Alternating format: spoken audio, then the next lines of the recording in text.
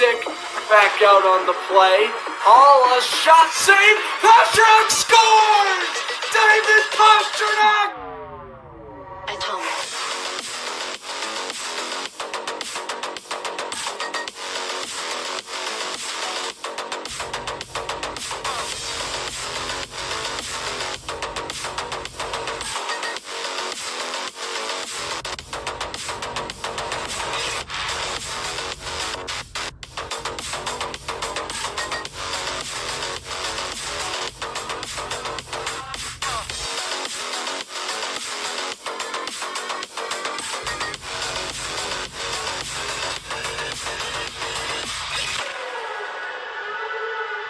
Hello, everybody. I'm Grant Fluff from Flusher Sports Zone, and welcome back to what could be the most intense broadcast of this NFL season. It is Week 18, and we are live from Duval County as the 7-9 Tennessee Titans and the 8-8 Jacksonville Jaguars fight for the AFC South Division.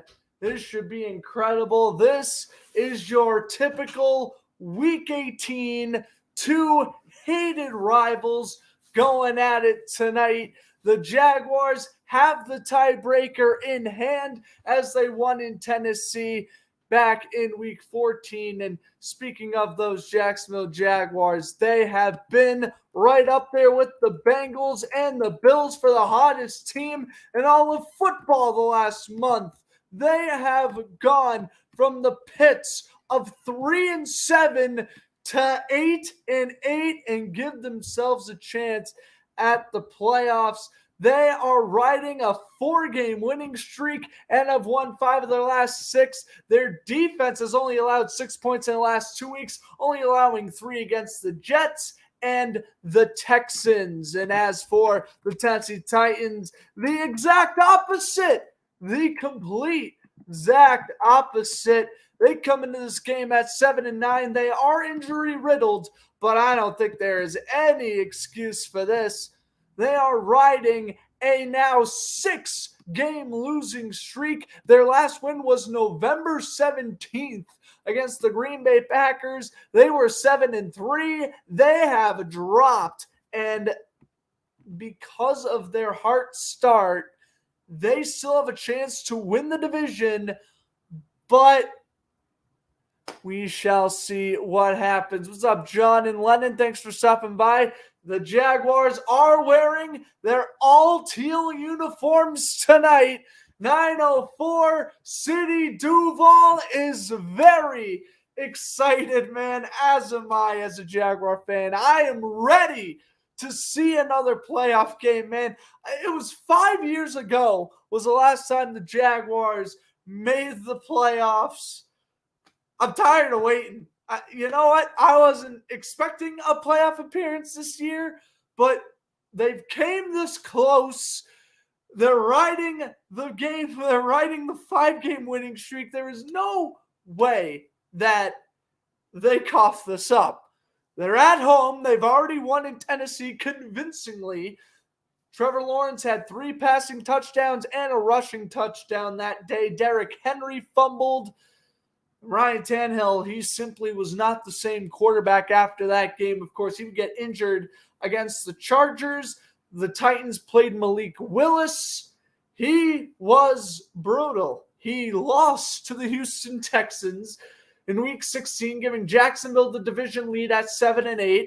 So in a panic move, at least in my opinion, a panic move, the Titans switched to a former Jacksonville Jaguar quarterback in Josh Dobbs.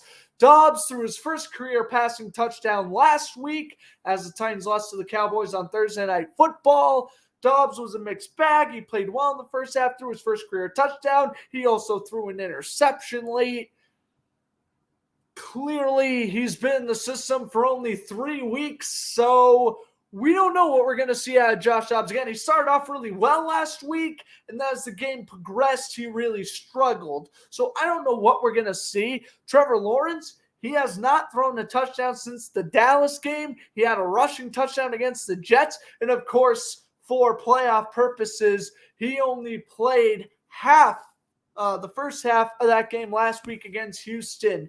And speaking of that game against Houston last week, Travis Etienne, he broke out. He had a 62-yard rushing touchdown, and Jacksonville didn't look back after that. I think they were up 14-0 at that point, and yeah, they did not look back.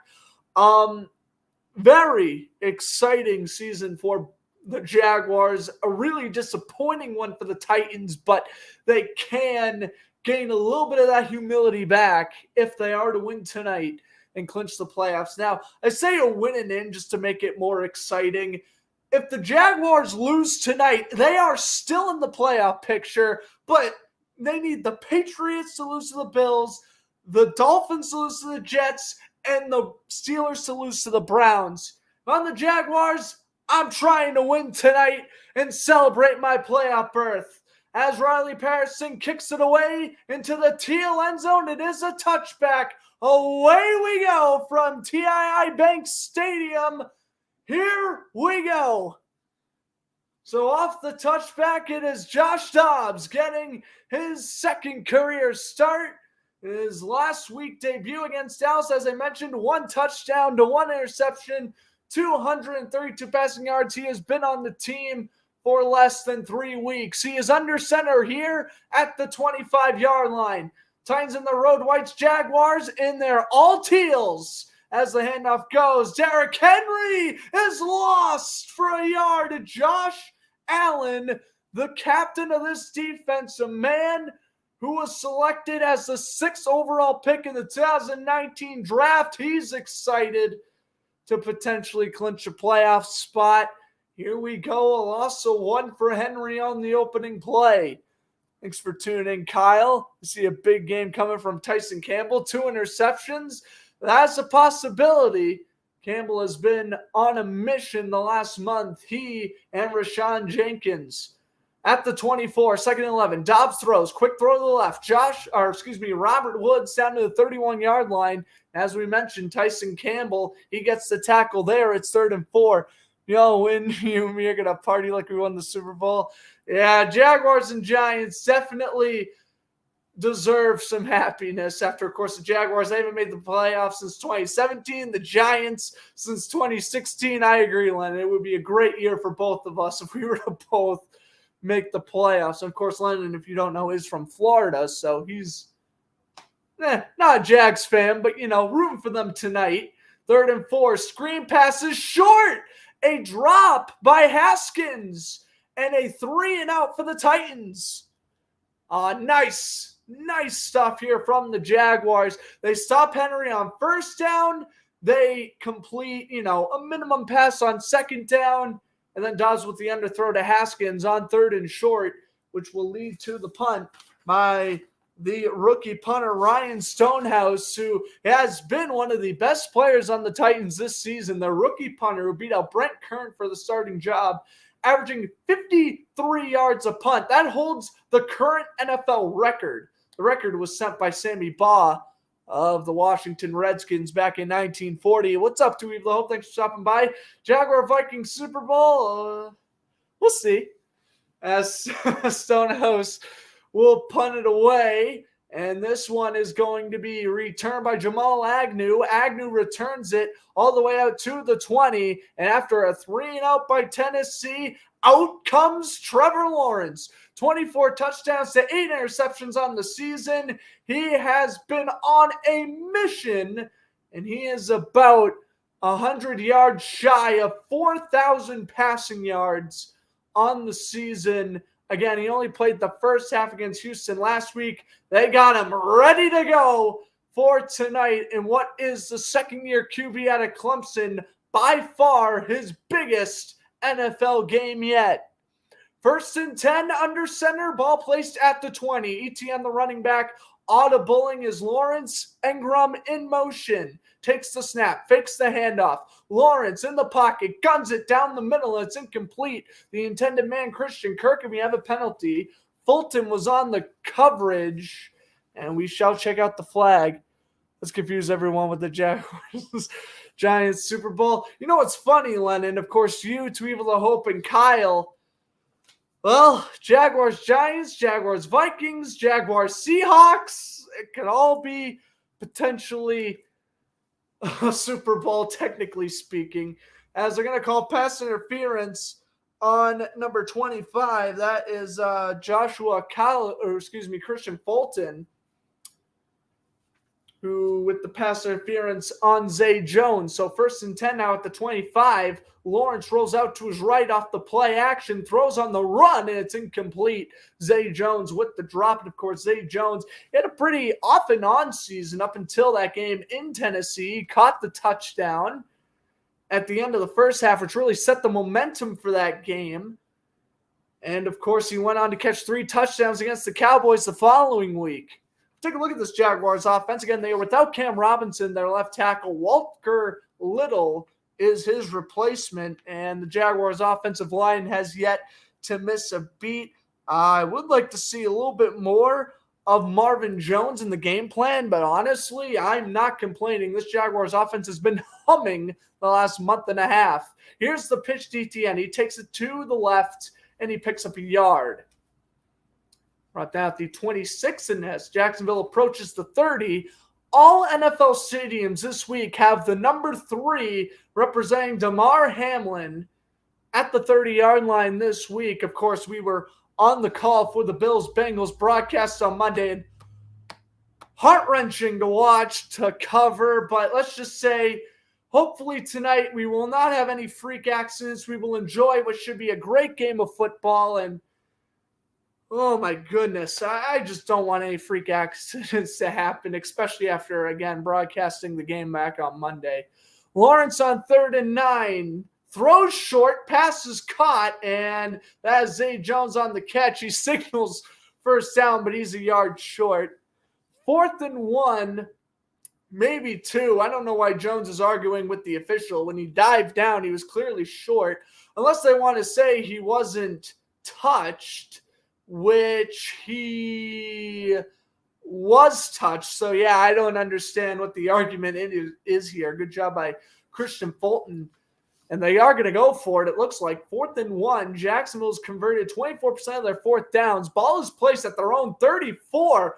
No way. They go for it. In motion is Kirk. 8 seconds to go on the play clock. Lawrence trying to audible. Oh, he's audibling, and timeout called by Jacksonville. Yeah, I was about to say, no way you go for it on your own 34-yard line this early in the game. They do not. They will not call a timeout. Instead, they'll take the delay of game, back them up 5, make it 4th and 6, and bring out Logan Cook. So both offenses go 3 and out here. That's interesting. So the Stoner House punt. Now we get to see Logan Cook, who has been on this Jaguars team since 2018. You know, he started off pretty slow in 2019, 2020, but over the last couple of years, especially this year, he has done his job as a very reliable punter, and Robert Woods will be the return man for the Titans here. As that punt goes all the way down to the 13, Woods shakes off a tackle before Chris Claybrooks brings him down at the 16. And it's nice to see Chris Claybrooks do a nice job here because, his rookie season was pretty abysmal. But he is slowly improving, and he had a nice tackle on Robert Woods there. It could be Jaguars, Giants, Seahawks, Vikings, 4-way Super Bowl. Maybe. I don't see any clear favorites yet for the Super Bowl. I think right now the clear favorites for the Super Bowl is San Francisco. At least that's just my opinion. We don't know how, Brock Purdy or Christian McCaffrey is going to do because, they've never really played in playoff games before, but I would still say San Francisco is the favorite. Do you think the Vikings should pursue C.J. Stroud? No, they shouldn't. Cousins is fine. I wouldn't really change much. He's not the best quarterback in the world. This playoff run's going to determine a lot of what I think of Cousins, but draft a quarterback, sure. Sign a quarterback in free agency, sure. But, I wouldn't trade all that draft capital just to get C.J. Stroud. I don't think that's necessary. Should they pursue him? Yeah, every team should, but I wouldn't say that's their biggest concern right now. Well, you're calling what happened to Hamlin, which was a freak accident. Yeah. I mean, it was, man. I mean, and people who are blaming T. Higgins for that, get out of here. Higgins just lowered his head. He accidentally, unexpectedly hit Hamlin in the chest right where his heart was, and I think that's what caused the heart failure for a second. It sucks. It was a scary situation, but no one did it on purpose. I mean, what am I going to do? Slander T. Higgins for that? Ridiculous. People who are, they are crazy. A lot of people say Ohio quarterbacks aren't reliable. Well, they're not. Justin Fields has been doing good, but he's been the only one to succeed in the last 20 years. I ain't going to lie. I think it would be cool to see Buffalo win it for Hamlin. It definitely would. I mean, Buffalo is probably my favorite. Right now, if I had to pick a Super Bowl, I would say 49ers Bengals, but I could definitely change that Bengals to Bills or Chiefs. Definitely. Chiefs look dominant today. Yeah. Cousins at the end of his career? Maybe he is, maybe he isn't. Again, I think this playoff run's going to determine everything you need to know about Kirk Cousins. All right. Yeah, Chiefs did look dominant today. They defeated the Raiders 31-13 in the first of two games today. Yeah, I knew that was going to happen. Jarrett Stidham had his one decent game, but yeah, Raiders, they got to go quarterback or get a good free agency QB in the draft. Under center is Dobbs as they come out of the huddle, 16-yard line. Henry gets the handoff, and he is wrapped up again. Behind the line of scrimmage is Chad Muma, the rookie linebacker, coming up the middle. Nice play. Very, very nice play with 11 minutes to go in the first. That's a loss of 2 for Henry. What's up, Robert? Thanks for coming on. There's a rare medical thing that for to get hit the exact moment your heart beating, it can send you into a cardiac arrest. Oh, that's probably what happened. Yeah, that would make sense. Second and 12. Yeah, that probably was what happened with Hamlin there. They put Geoff Swam, another former Jaguar, in motion. Inside handoff. Henry takes it to the left, breaks a tackle, and is brought down after a gain of about 8 yards, making it 3rd down and 3. So both offenses went 3 and out on their first drive. It'll be 3rd and 2 for the Titans here. As we talk about their offense, and again, they have no Ryan Tannehill, and they are missing more weapons. Guard Nate Davis, Pro Bowl return man Trent Cannon. Most of their injuries happen on the defense, but they're beaten up no matter how you look at it. 3rd and 2, Robert Woods in motion. What's up, Sam? Thanks for tuning in as well. Henry, oh no, a fake and a throw to the left, and the pass is caught. 1st down for Tennessee, as getting open was number 85, the rookie tight end, Okwako, which name is still hard to pronounce, working on it. Yeah, nice play fake to the left-hand side. Dobbs able to throw. Good pass before Darius Williams brought him out of bounds. And by the way, when this stream concludes, Sam will be live on his channel for coverage of the Bruins-Sharks game. So make sure at the end of this broadcast, I'll go send you his way as Henry takes the carry to the right-hand side out to the 40. Bruins with a huge 5-2 win over the Kings on Thursday night after Trent Frederick scored 2 goals 30-some-odd seconds apart. It was a very exciting game, and the Bruins look to win their, 32nd game of the season tonight? I'll definitely be watching that after this game. The only question is, will I be in a good mood or a bad mood watching it? That is the question. 2nd and 3, Haskins replaces Henry as the ball is placed at the 41-yard line. Dobbs under center. Fakes it to Haskins. The throw is caught, and Burks dives for the first, and I think he got it. He did. 1st down and a gain of 4. 31st win tonight for the Bruins. Well, there you go. You are very welcome for the promo. Yep. So 1st down Tennessee. We will not see a 3 and out this time around. Dobbs gets out of the huddle.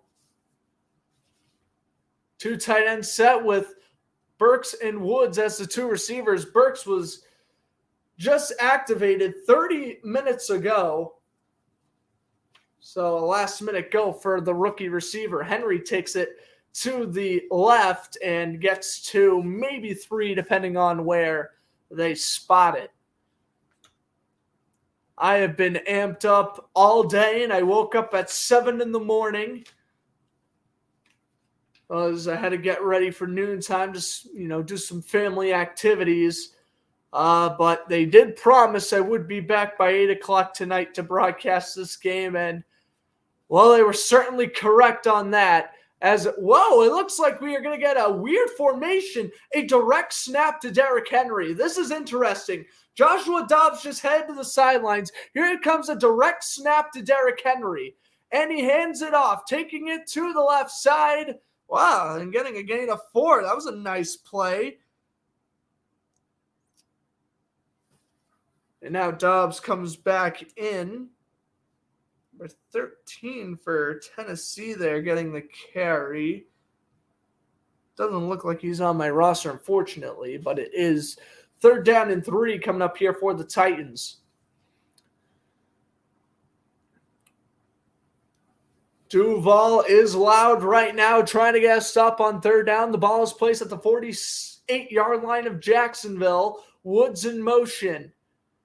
Dobbs takes the snap and shotgun, fakes it to Henry, rolls out to the left. Dobbs running out of time. Arden Key is there to deliver the QB pressure, and Dobbs throws it out of bounds. So Jacksonville bending, not breaking, forcing another punt. And nice job by Arden Key. I will say, Arden Key, he was quiet up until the Denver game this year. Other than that, he has been a fantastic contributor to this defensive line. And Arden Key, the former Raider and 49er, coming right up the left side. 4th and 3, Tennessee potentially going for it here. Again, ball is placed at the 48-yard line of Jacksonville. Austin Hooper, the former Falcon and Brown, in motion. They will snap it. Dobbs throws to the left and is caught by Austin Hooper. A gain of 6, 1st down Titans. And it pays off. The 4th and 3 short throw, and you got to expect that out of both these coaches, both Mike Vrabel and Doug Peterson. They are notorious for going forward in 4th down situations.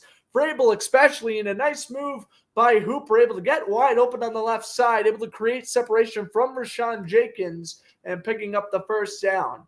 10th play of the drive, ball now placed inside the 42. Dobbs, handoff.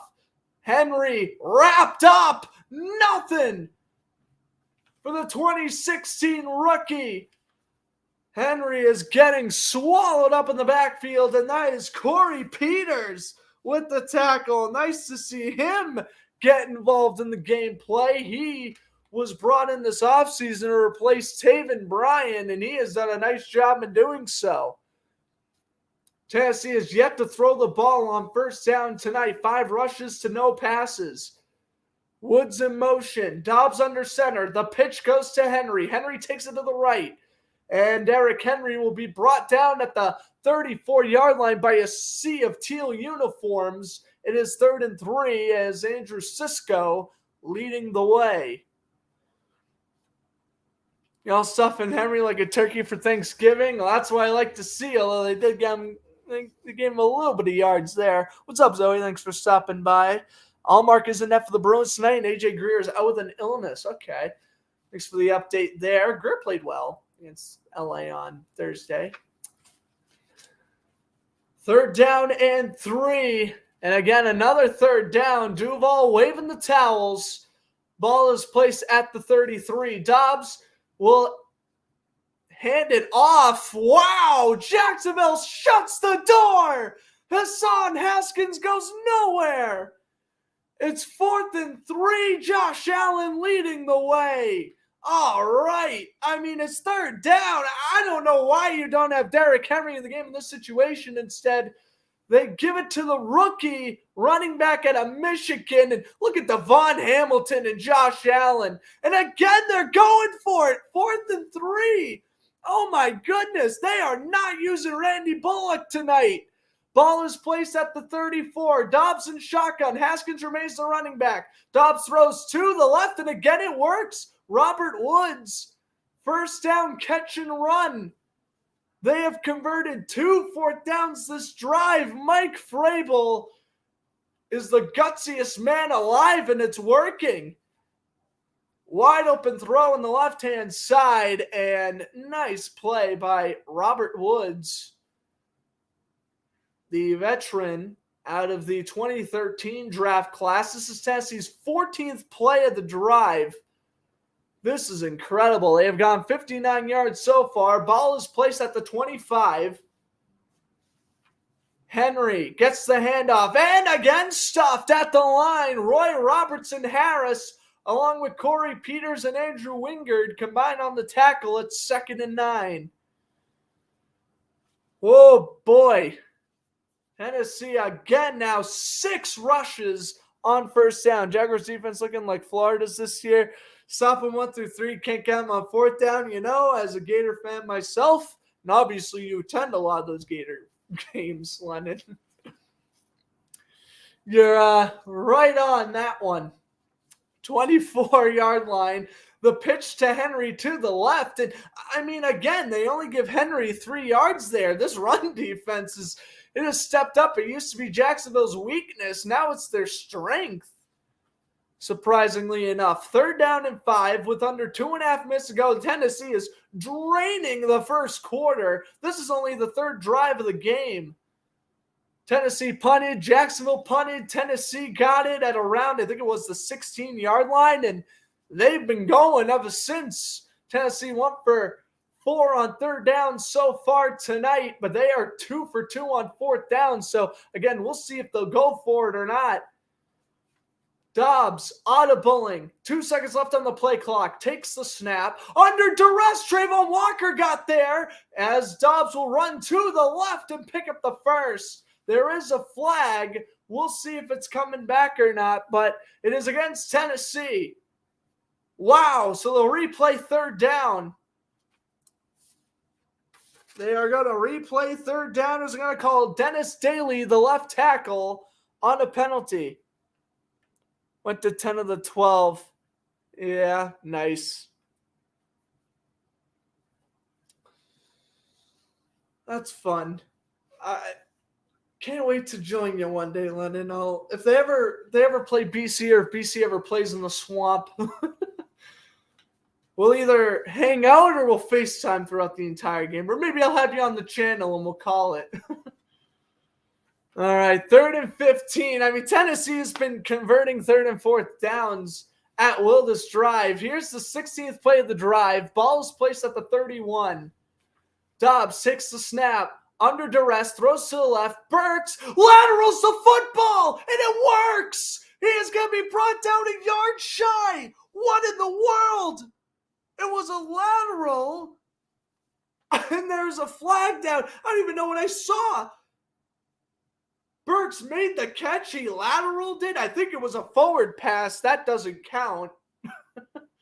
But what is the rookie thinking? Yep, that penalty's on Burks. It's a forward pass, but why are you lateraling? Get brought down, get your 2 or 3 yards, kick the field goal. I mean, what in the world? What? Yeah, he had a 2-yard gain, and he threw that ball 5-6 yards forward. Oh, that is awful situational awareness. I am at a loss for words. I don't know what Tennessee's doing. They're just making their situation even worse. And Mike Vrabel is saying, what the heck are you doing? An illegal forward pass indeed. So instead of about a 44-yard field goal, you're looking at 51. Good snap, good hold. And Randy Bullock does make it. It is 3-0 Tennessee as their 17-play drive only results in 3 points. Tennessee takes the lead, and, well, that's more than what they did last week against the Cowboys.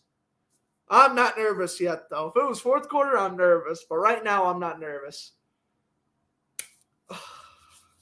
Man, this defense is incredible. I mean, they can contain the run. Now my worry is, can they contain the short passing game? Remember, you're going up against Josh Dobbs. We don't have to worry about the deep ball. You got to focus on you got to focus on the short passing game, and I really hope they do. Because Dobbs could eat us alive in the short game.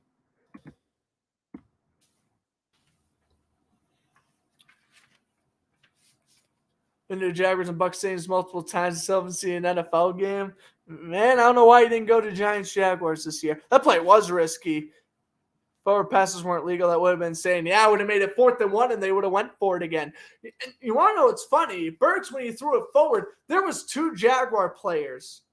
2 Jaguar players just standing there. I thought when he threw it forward, it was going to get intercepted. I'm like, what in the – what? Hey, if it gets picked off, it counts. But, oh, my God. What a risky play. What a risky play, though, that was. That was insane. All right.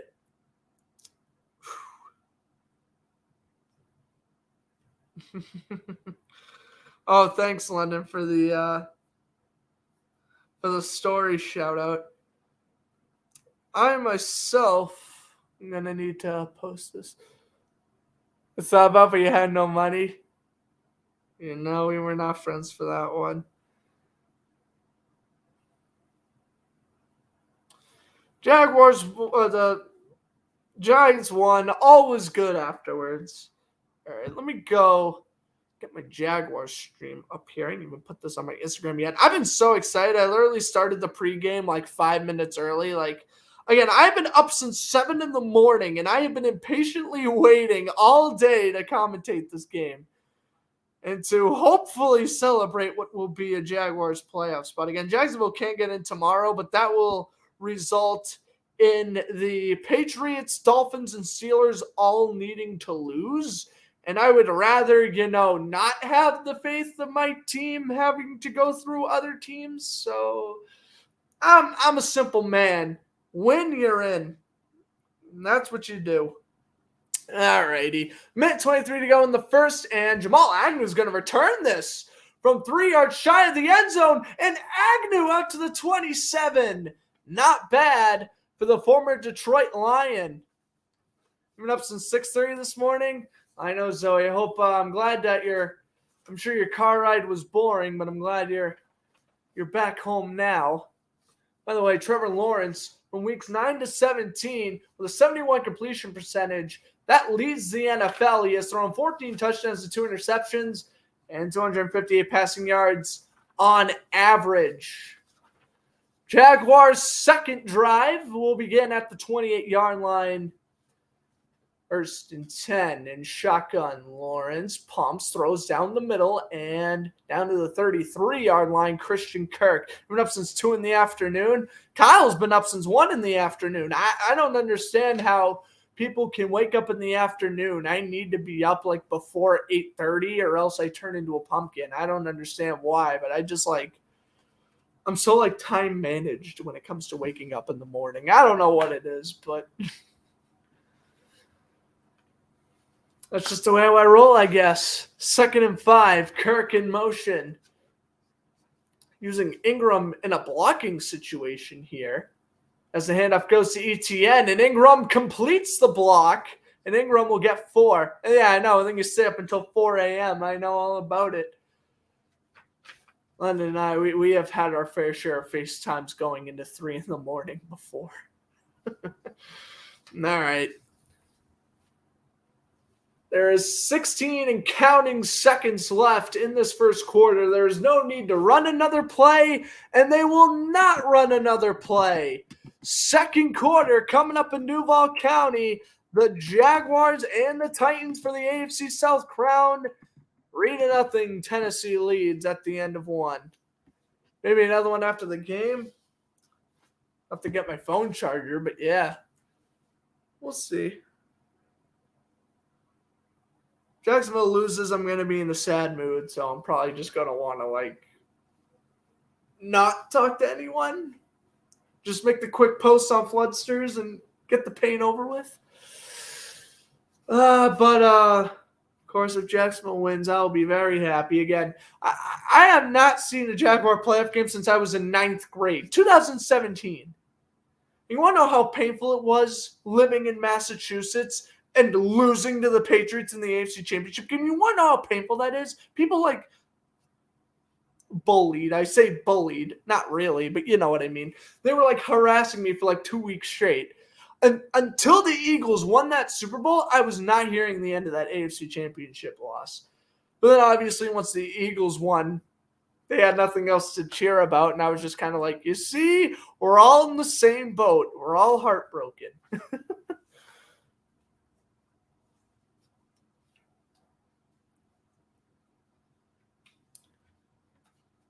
Alrighty.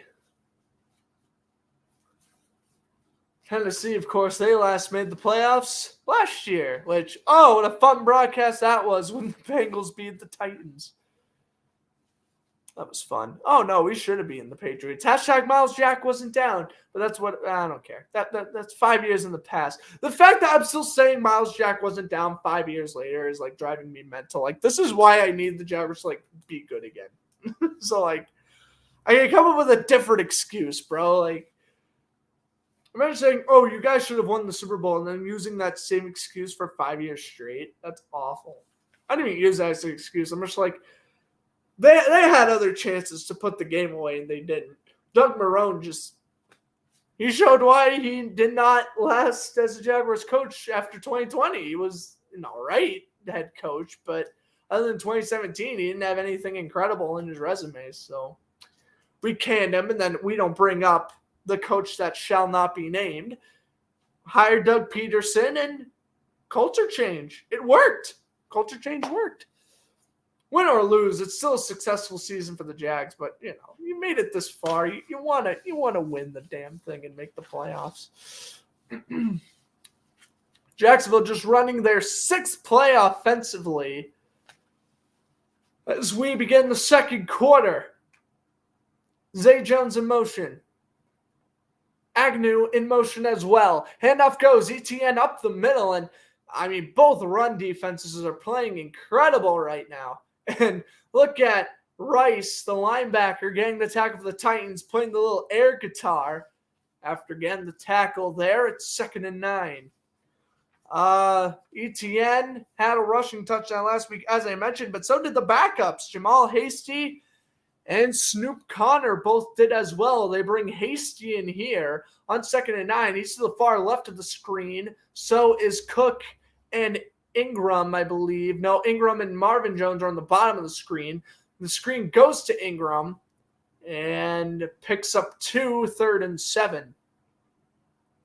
Yeah, that's right. Ray never beat the Giants. Never forget. Super Bowl 42 and 46. Evan Ingram with a career high 741 receiving yards and ranks 4th amongst tight ends. He really turned it on the last few weeks. He caught a touchdown against Tennessee, caught a touchdown against Dallas, if I'm not mistaken. No, he didn't. He got a touchdown in another game. I think maybe the Ravens game. I don't remember off the top of my head now. ETN, 3rd and 7, converts the first down. Needed 7, got 8. And so Jacksonville moves the football. All righty.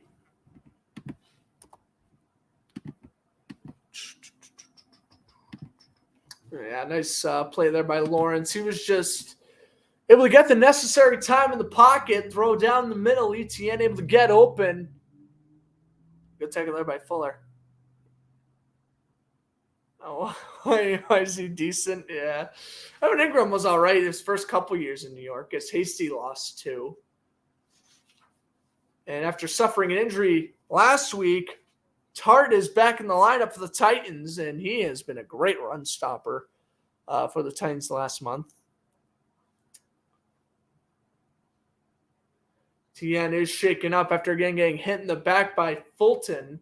That's why JaMychal Hasty is out there right now, and they might bring the rookie running back out of Texas, Snoop Connor, in for a couple of snaps. 2nd and 11.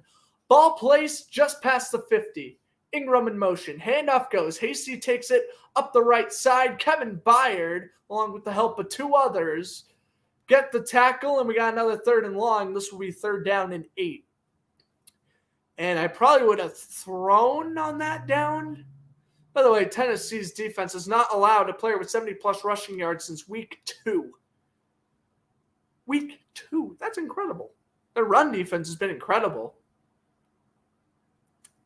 Their pass defense, that is not playing great. By the way, Mike Vrabel trying to avoid his first losing season in NFL history. It's 3rd and 8, and Lawrence will have to call a timeout. So Jacksonville's down to 2.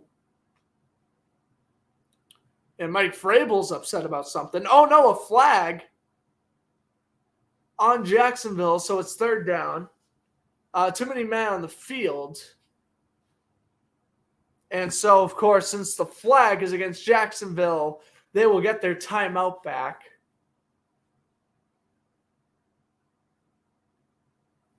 Oh, and that's very true, Robert. Mike Vrabel, he is going to get a losing record regardless. You are very true on that. Of course, Tennessee entering this game 7-9. So, yes, this is his first losing season.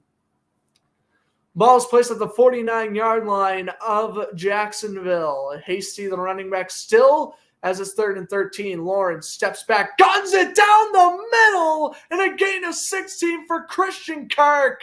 That's why you pay the man. Give him the money. Christian Kirk, incredible grab.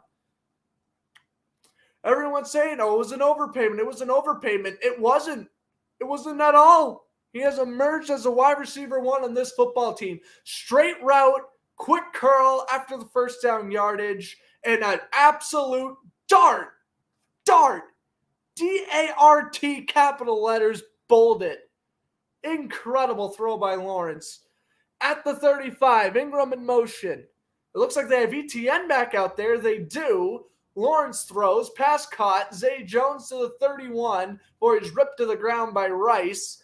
And Evan Ingram said, hey, you don't treat my teammate that way. Gain of 5 for Zay Jones there, who really emerged onto the scene after the Baltimore game. Good throw. Yeah, time to cut Christian Kirk. Oh, yeah. Absolutely. Worst receiver on the team. Oh. 2nd and 5, Lawrence. You have to throw an incompletion this drive. He's 5 for 5 for 37. At the 30, Lawrence throws the check down. He's got ETN for a gain of 7. And you want to know what? Last year's difference between Lawrence and this year, last year, he fit the ball in a lot of uncomfortable situations. He made a lot of risky throws. And even the first 3 or 4 weeks of the season, he was making a lot of risky throws. That has changed after week 5. After that loss to the Texans in week 5, he quit throwing risky. He's been taking the checkdowns. He has been taking the safe throws, and Jacksonville's been producing more points. They've been keeping drives alive for longer. And right now, not trying to jinx anything, but they are in field goal range at the 22. Lawrence takes the snap and fakes the handoff. Whoa! A mishap! Ball is on the ground and Tennessee has it.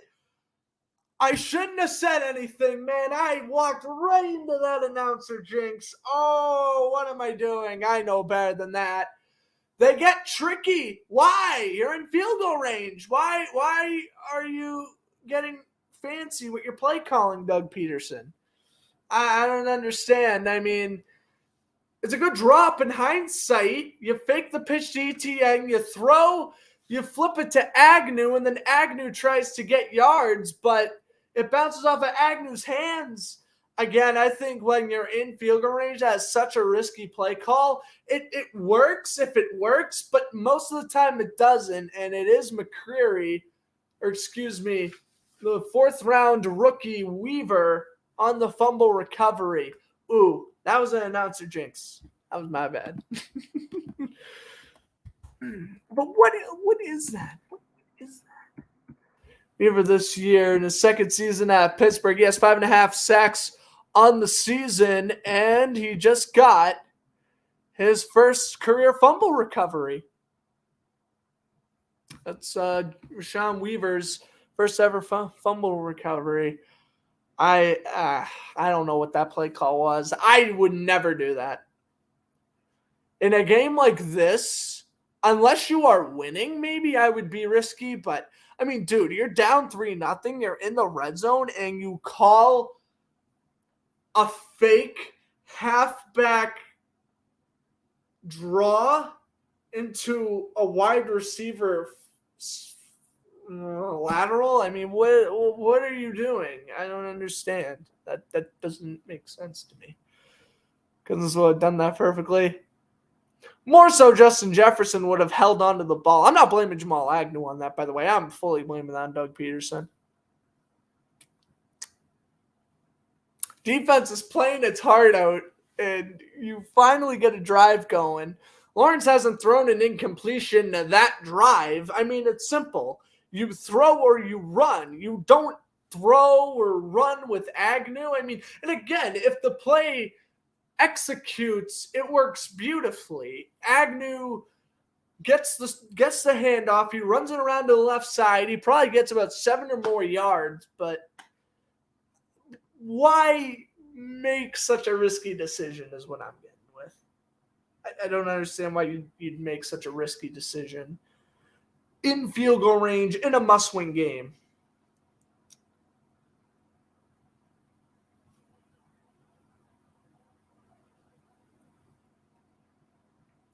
They obviously have time to recover from it, but yeah, right now, that's not good.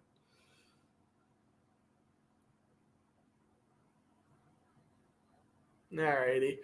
So Tennessee, after the turnover, will get the ball at the 31-yard line of Tennessee, and they fake an end around themselves. This converts, and Henry able to pick up about 18 yards. Of course, for them, their trick play works. I don't even want to see the replay of that again. That was terrible. I like trick plays. I don't like trick plays when we're losing and we're down in the red zone and we have guaranteed points on the board.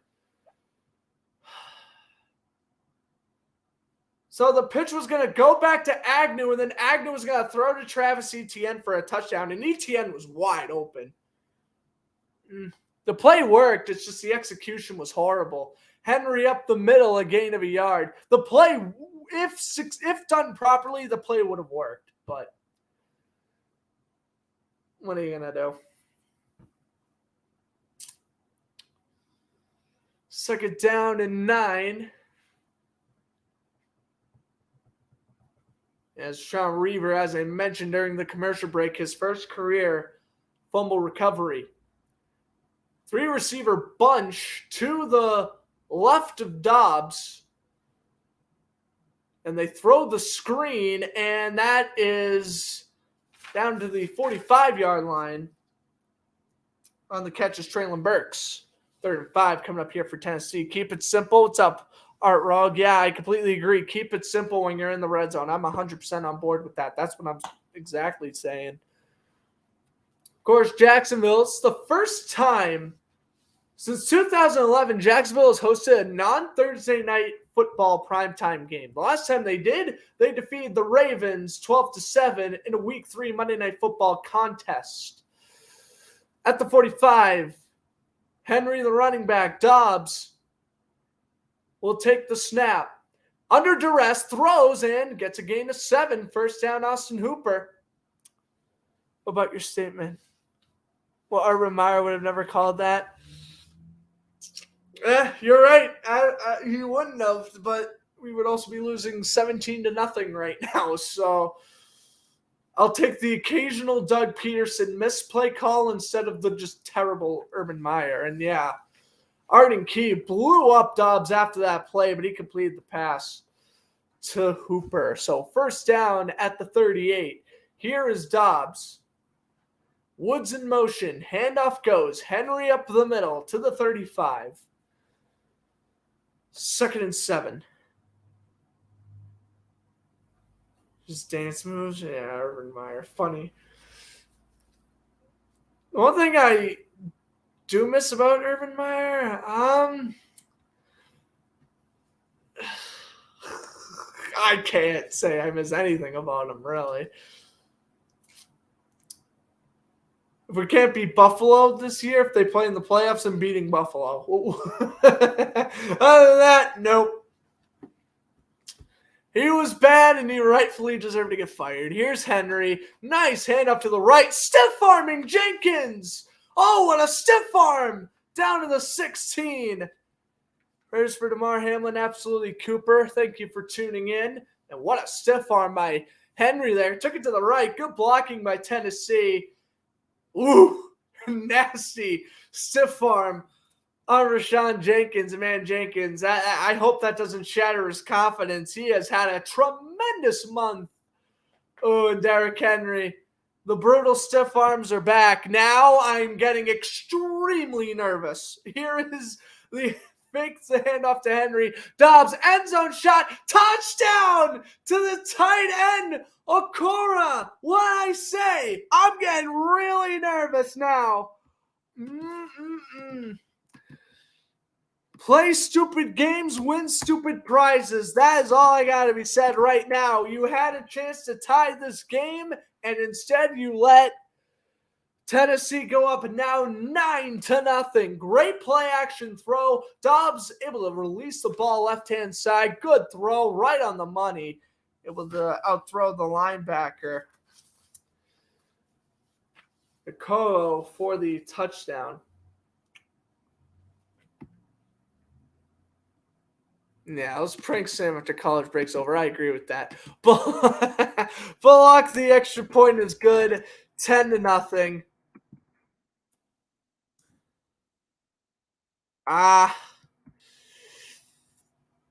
Right about now is where my confidence just went from here to it's below the earth. It's below soil right now.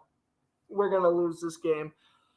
Oh man, this is awful.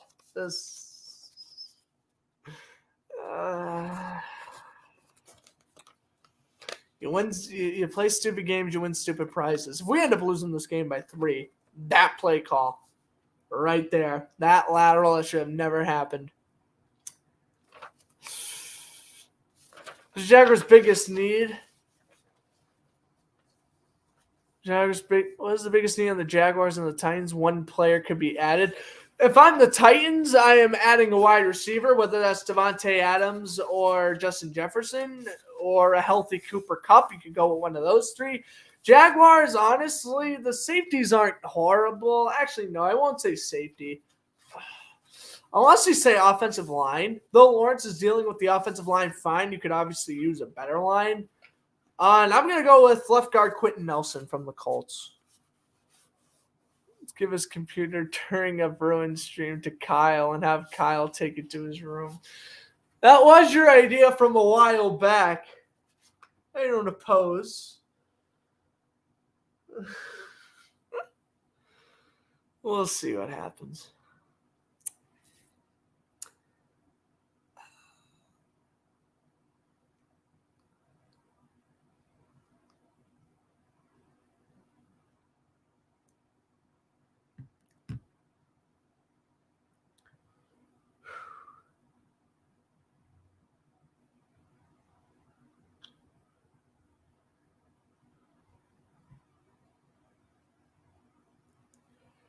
Yep, right now, it's starting to kick in. I hate, you know what, there's great things and there's terrible things about being a sports fan, and when you lose such a heartbreaking game like this, it's horrible. Sarah comes in the stream to pretend like we're acting cool. Yeah, he came in earlier. I don't know if he's still here or not, but he was here for a little bit. Sam's probably plotting something for whenever I go live for a playoff game during the playoffs this year. He's probably going to be like, how do I mess up great stream? And that's a fair point. Bullock kicks it off, and Agnew will return. Agnew out to the 20, out to the 30, out to the 40. Jamal Agnew to midfield. Life is back. All right, Jamal Agnew with a 53-yard return. Oh, Jamal is saying, Grant, why are you losing confidence in your boys? We got you. All right, what a return. Agnew just took it out to the right side, and he had open terrain for a moment. He had to make up for that, man. Absolutely. 54-yard return by Agnew, and Jacksonville has life. Again, you're putting your offense in a great spot. You're about a first down or two out of field goal range. Let's make something happen now. Fix the handoff. Pitch goes to Etienne. Etienne bursting to the right, gets out of bounds at the 45. And a gain of 5 for Etienne, as I thought they were going to do an inside handoff to Hasty. That was going to get blown up, so I'm glad they did the shuffle pass out to Etienne, and it was able to work beautifully, as again, they faked the inside handoff run. And look at Evan Ingram. As I mentioned, good blocking tight end. He did a nice job there. Again, he has been a huge contributor and an underrated contributor in Etienne's rushing yards this year. Lawrence in shotgun. Lawrence going to escape throw. Ingram now with the reception and a first down, a gain of 5. Well, there's so much speed. He is like a old Cordero Patterson. I completely agree with that. He does remind me a lot of Vikings Cordero Patterson. It's a good fake handoff there by Etienne. Etienne does a nice job blocking Rice. And able to get Ingram open on that left side was Lawrence. And now Jacksonville driving. Hasty, the running back. Jones and Ingram to the left. Lawrence throws it over the head of Hasty, and it bounces off his hands, and it's incomplete. Of course, if Hasty didn't deflect that pass, it would have been a fumble and would have rolled out of bounds for about a loss of 6, but not the case. Receptions this year for the Jaguars, all career highs for Kirk, Zay Jones, and Evan Ingram. Kirk and Jones both have 80, Ingram 71.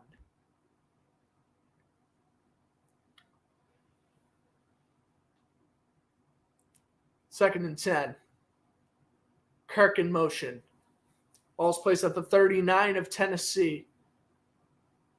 Titans bring the blitz. Lawrence escapes. Ball's deflected and caught by Kirk. Kirk able to get in front of Fulton and get 5 yards. That ball, I think, was tipped just barely. And honestly, if it wasn't tipped, I don't know if Kirk makes the grab. Let's take a look here on the replay. But yeah, pocket collapse immediately. Titans brought the house. I don't know if that ball was tipped or not, but Kirk able to get open on that left side. Good job outrunning Fulton. And picking up the first down. Lawrence 63 passing yards on the night. Hasty remains the running back as ball is placed at the 35. On 3rd and 6. Lawrence down the middle. They gave Ingram way too much room and a gain of 9. First down, Jacksonville. Yeah, I don't know why they're letting Ingram sit that wide open in the flat. I mean, he was a parked car out there. He's out to run his route, stop, and why are you playing press coverage? I don't know. Amari Hooker with a good tackle, but probably wasn't the best defensive dial up there by Tennessee. So Jacksonville continuing to drive. They now have the ball at the 25. Chris Manhertz in motion. Etienne, play fake. Lawrence, end zone shot. He's got Christian Kirk. Touchdown, Jacksonville. Christian Kirk off the play fake by Lawrence. And it's good for 6. 8th touchdown grab of the year for Kirk. And they cut the deficit to 4. All right. Nice throw. Good play action. Tennessee bit hard. Safeties separated. Kirk, fantastic speed. Look at Kirk. Cuts at the 15. Able to outrun Fulton the rest of the way. And Riley Patterson nails the extra point. Jacksonville is on the board. It is 10-7. Oh, what a throw by Lawrence's 25th 25th passing touchdown of the year. All righty, 10-7, Tennessee's lead, is now for and in honor of the Jaguars scoring a touchdown. Here is their touchdown song.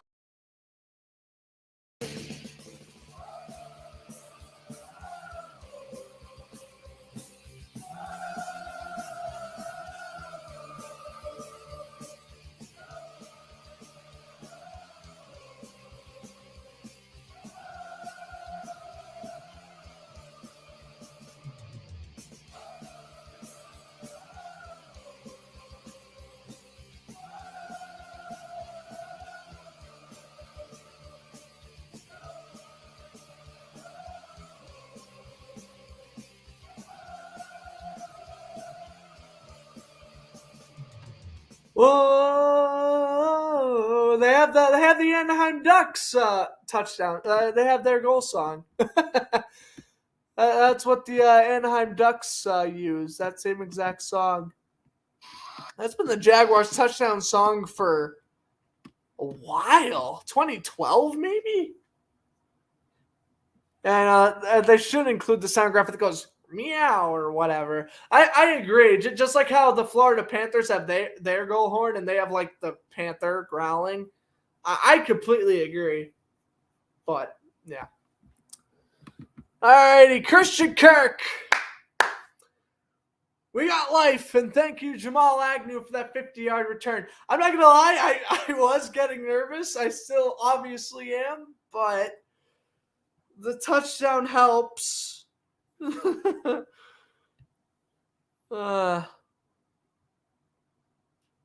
Respond to my comment on the Wild. We have an essential playoff game going on here. I apologize if I missed any comments, but just keep making smart decisions on offense. Yeah, defense got to stop the short passes, but they are playing well. And then, the Raiders did play their home finale today. Got smoked by the Chiefs.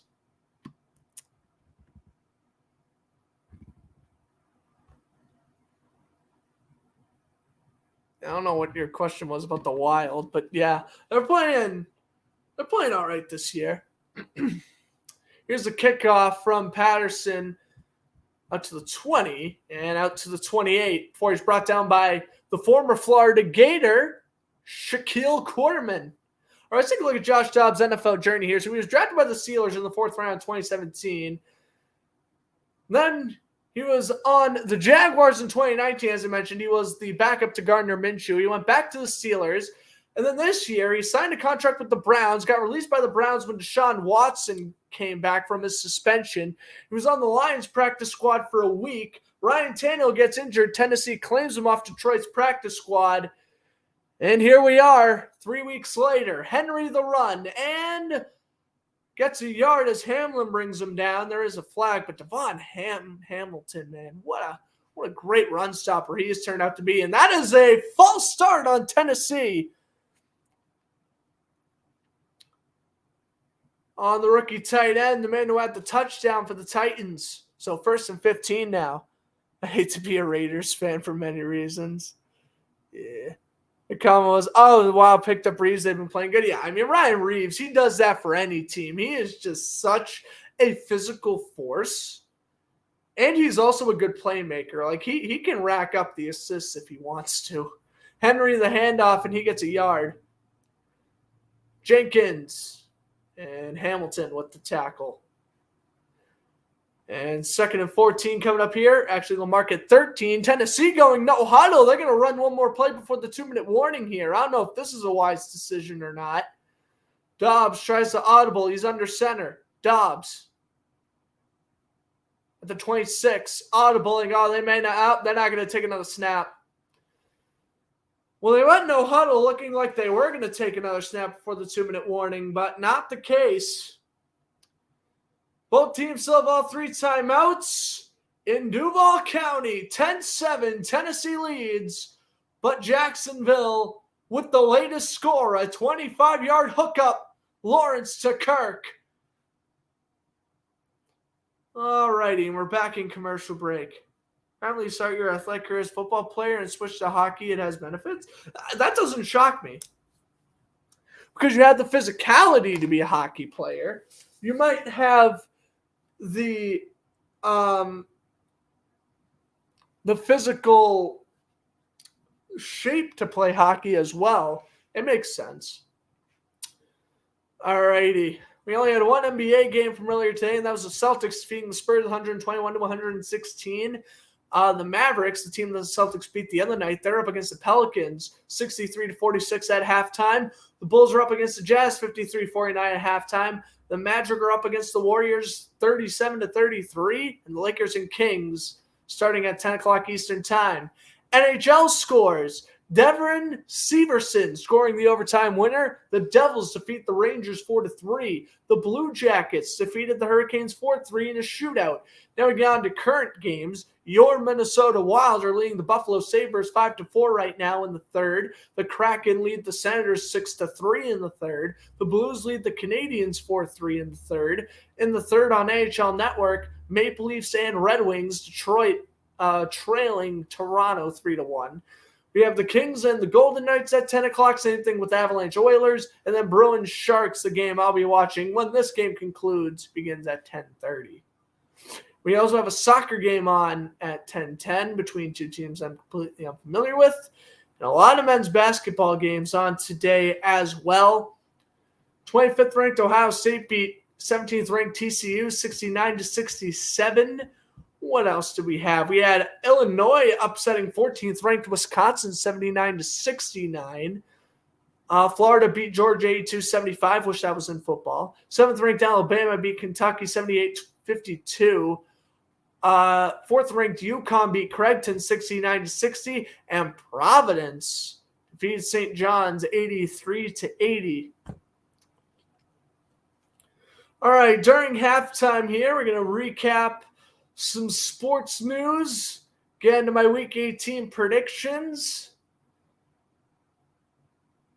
talk about tomorrow's broadcast, which will likely be Packers and Lions.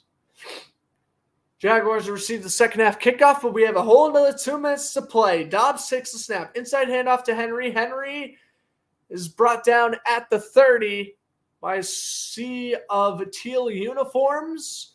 3rd and long for Tennessee, as I believe Jacksonville just called a timeout here, as they should. They do. Jacksonville down to 2 timeouts. Well, don't head back to commercial break. They will. Shoot. Do the Lions beat the Packers tomorrow? Well, wait until halftime when I get into my predictions.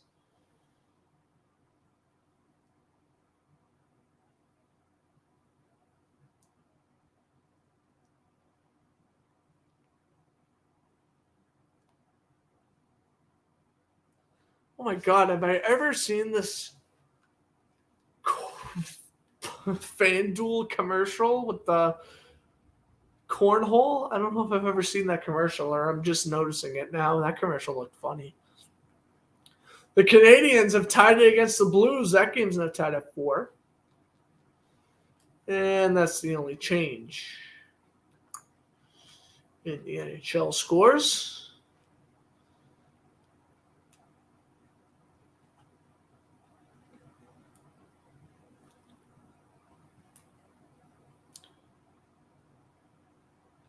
So many other men college basketball games to cover. I guess let's go over the big one. Seton Hall up 33-21 over Butler.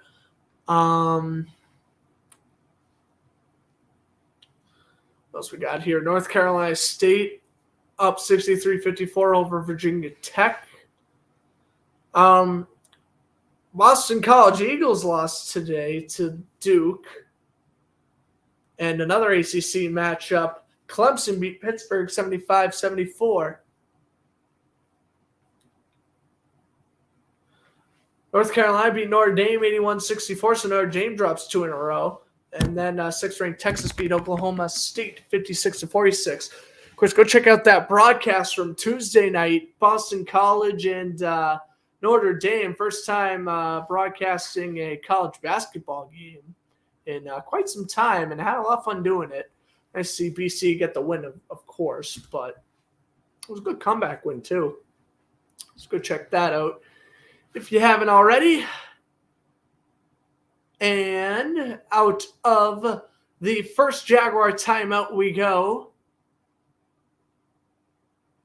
Dobbs has 90 passing yards on the night. He's 10 for 12 with the touchdown earlier this quarter. It's 3rd and 9 here. Shotgun. Haskins the running back. Hooper in motion. Ball's placed at the 30 of Tennessee. Dobbs, 2-step drop back, throws to the right. Pass is caught. Hooper wide open and giving up on his man there. I don't know exactly what that was about. Backed up and let his man get wide open. That was Old Kuhn, the outside linebacker who is leading the NFL in tackles. You got another one there, shoving Hooper out of bounds, but it's the short throwing game is just eating Jacksonville alive right now. Under center, Dobbs, handoff, Henry to the right, and gets 3, maybe 4. Nope, there. Trying to push the file forward. He will get 4. And yeah, if I'm Jacksonville, I'm no longer playing cute games and calling timeouts. I'm letting this clock tick. You're getting the ball at the end of the half. No need to panic.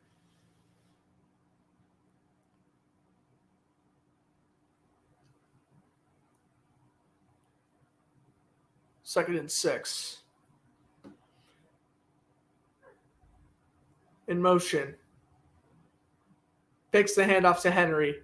Dobbs escapes the pocket. That's a dangerous thing. He can run, and he will run for the first. A gain of 11.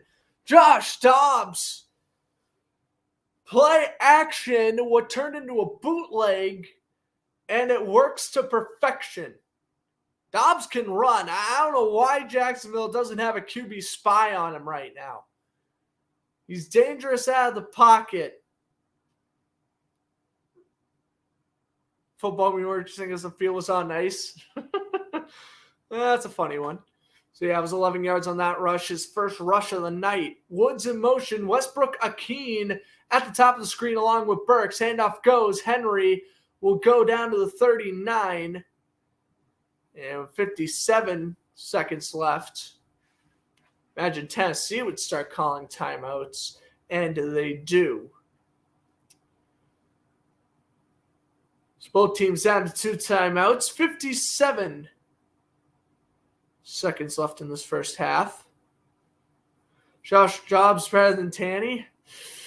Whew, that's a good question. He's playing well. He is playing well. Definitely playing better than Malik Willis. And if Tennessee is foolish enough to get rid of Dobbs after the season, maybe you're looking at your new backup, and yeah, if Ryan Tannehill is to struggle next season, you're looking at your new starter.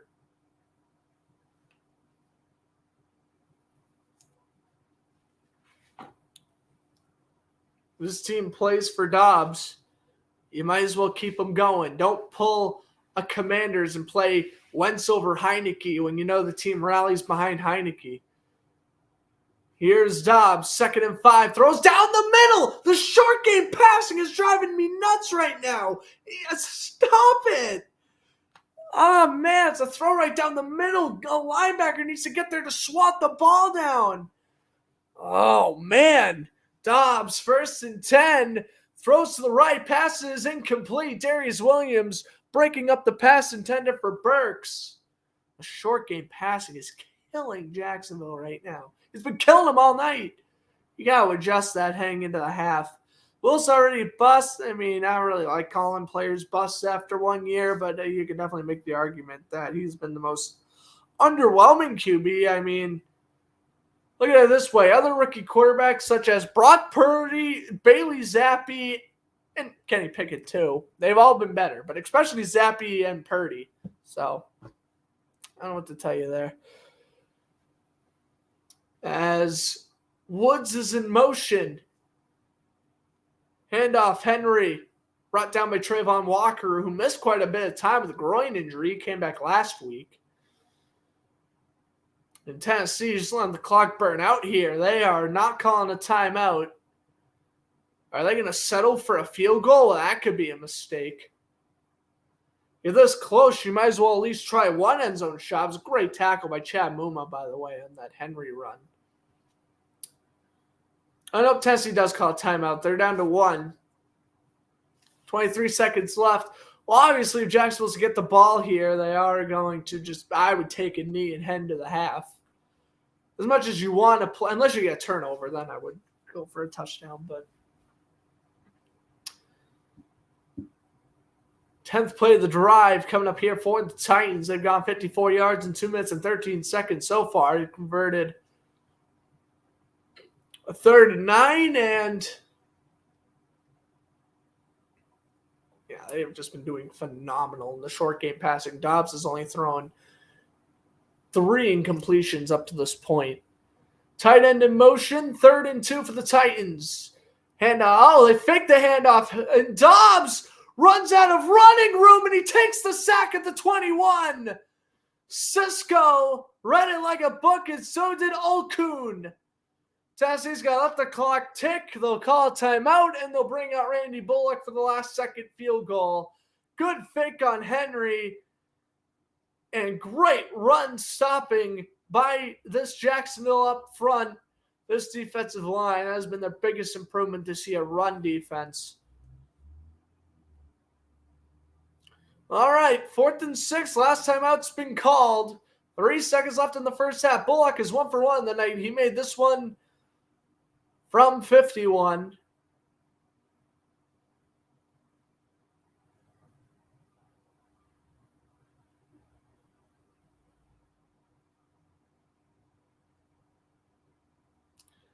I don't know what Vrabel's confused about.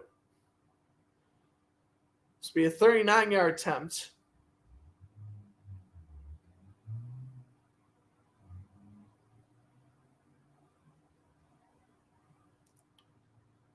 Jacksonville waving their towels, and Jacksonville, of course, with 2 timeouts, they figured, what the heck? Let's try to ice Bullock here. Waste the timeout and try to ice him. So that's what they do.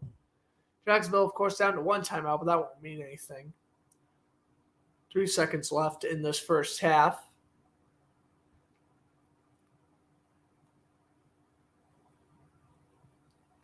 This game should be 10-10 right now. Again, that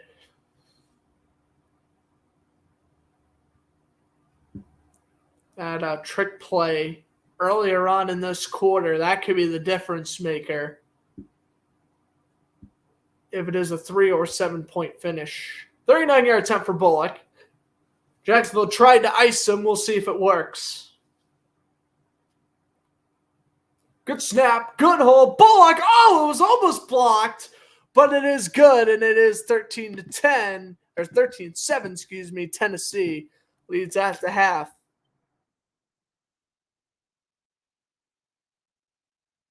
That kick was almost blocked. All right. Block for the ref here. All right. 13-7, Jaguars getting the ball. Oh, this is stressful. This is stressful. But not panicking yet. You can't. All right. What are we going to do here? We are going to review sports news. That's what we'll do. Okay. Let me put up Floods to Sports Zone real quick.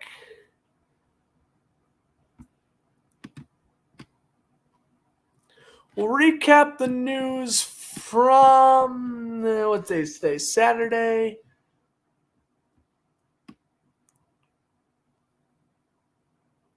We'll recap the news from Wednesday? Yeah, we'll recap the news from Wednesday. You can see me as a ref. No, I don't. I read the rule book and then I'll follow the rule book. I'll make the correct call and people will still say I'm a terrible ref. No thanks. Sam Howell starting for the Commanders this Sunday. Cowboys waive wide receiver James Washington. The Rangers re-signed Jimmy Vasey to a 2-year, $1.6 million contract. Mike Glennon will be the third-string quarterback for the Dolphins this Sunday as they play the Jets. But yep, Mike Glennon now in the Dolphins practice squad. I think he might be activated. I'm not entirely sure. Red Wings right winger Jacob Verana officially cleared waivers, is now playing for the Grand Rapids Griffins of the AHL. Diamondbacks re-signed pitcher Zach Davies to a 1-year, $5 million deal. The Cubs signed 2 pitchers, Ryan Broderick to a minor league deal and pitcher Brad Wick to a 2-year minor league contract. Bruins right winger Jake DeBrusk is expected to miss 4 weeks with a fractured fibula that was suffered during the Winter Classic. He did score 2 goals in the Winter Classic, though. No, the Wild gets fluffy as they commentate.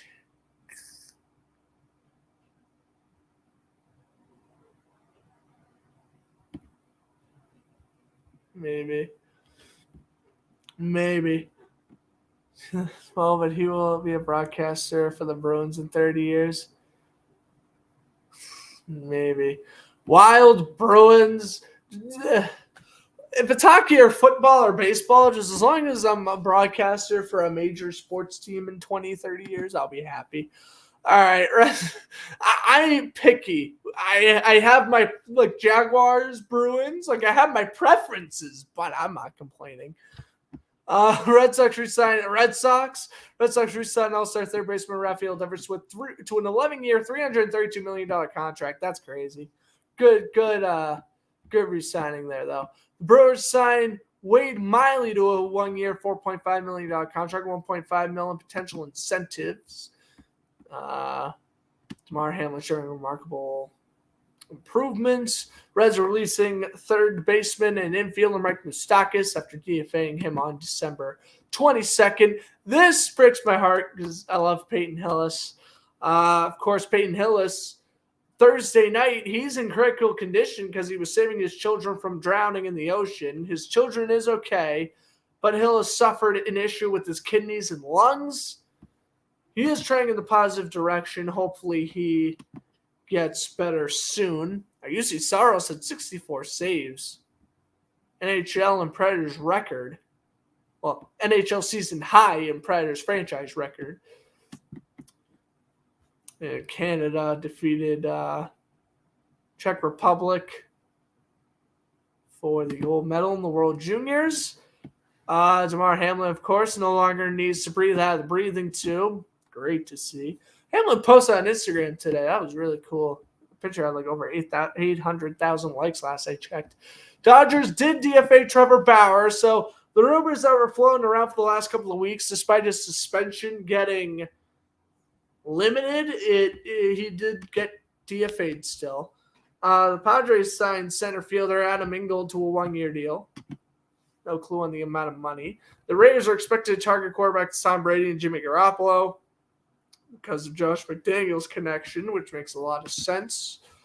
Former MLB pitcher Bill Campbell passed away at age 74 yesterday. Campbell made an All-Star game in 1977 with the league leading 31 saves on the season. He posted 83 career regular season wins.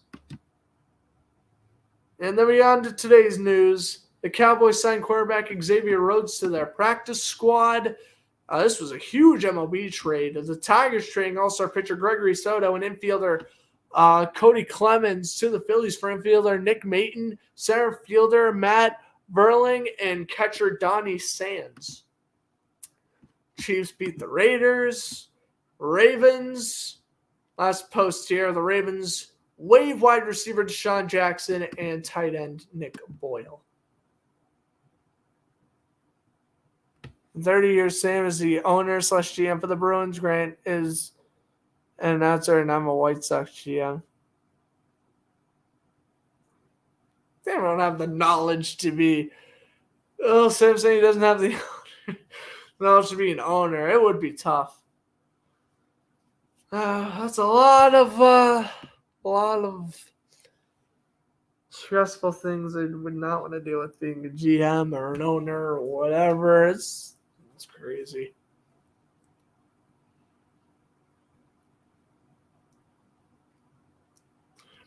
Alrighty, NFL. Oh, wait a minute. Wild gave up the lead. It is now 5-5. Oh, goodness. Okay, that seems going into overtime. The Kraken have an 8-4 lead over the Senators. The Canadiens have a 5-4 lead over the Blues, and the Maple Leafs still 3-1 over the Red Wings. The NHL Network literally picked the worst game from today. That's terrible. They literally are airing Red Wings Maple Leafs, and they literally aired the worst game of them all. That's awful. Giving me ground the call for the Bruins games. Yeah, Kyle Rinkside. You could be our Sophia Yurksevich, Kyle. Me and Sam could be the Jack and Andy, and then you could be Sophia Yurksevich or Andrew Raycroft or whoever else is part of the Nesson crew. Nice scoring games, though, I know. Especially the Kraken. They could be the third team this year to score over 9 goals in a game. Do you think Sean McVay's coaching job is in danger? Well, he's not going to get fired. The question is, does he walk away and become a broadcaster? Which, no. And if he did, hold on a minute.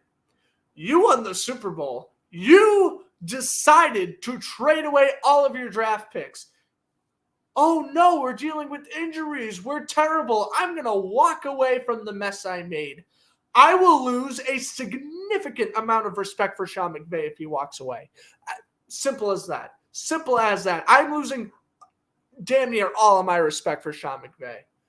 You don't win a Super Bowl, trade away all your pieces, go 5-12 because I do think they're losing to Seattle tomorrow, and then just walk away.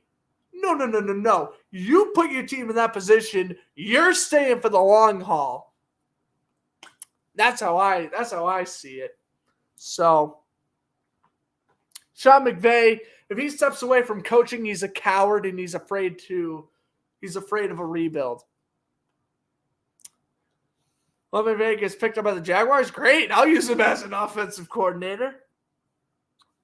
I use him as a head coach. I mean, as much as I love Doug Peterson right now, chance to get Sean McVay. I'm taking the risk. I'm going with McVay.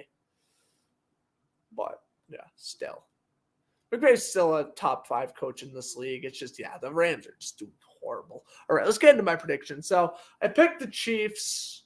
They won 1-0 in the week. Picked the Jaguars.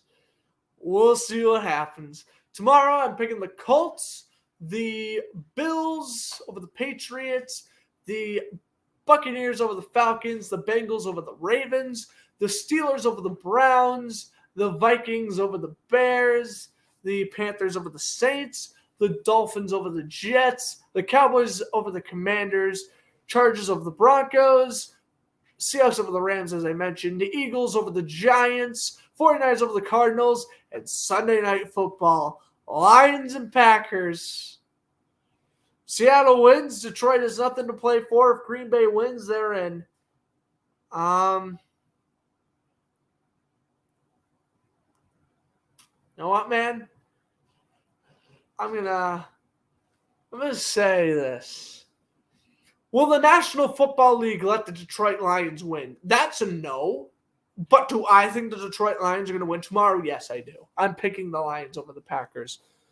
Will the NFL allow that to happen? Absolutely not. They do not want to see the Seahawks or the Lions in the playoffs. They want to see the Packers in the playoffs. So I think Lions will win, but I think that the referees or the league or something very controversial is going to happen in that Packers-Lions game. I think it's going to be a one-possession game. Some inexcusable, stupid thing will happen, and the Packers will win to make the playoffs.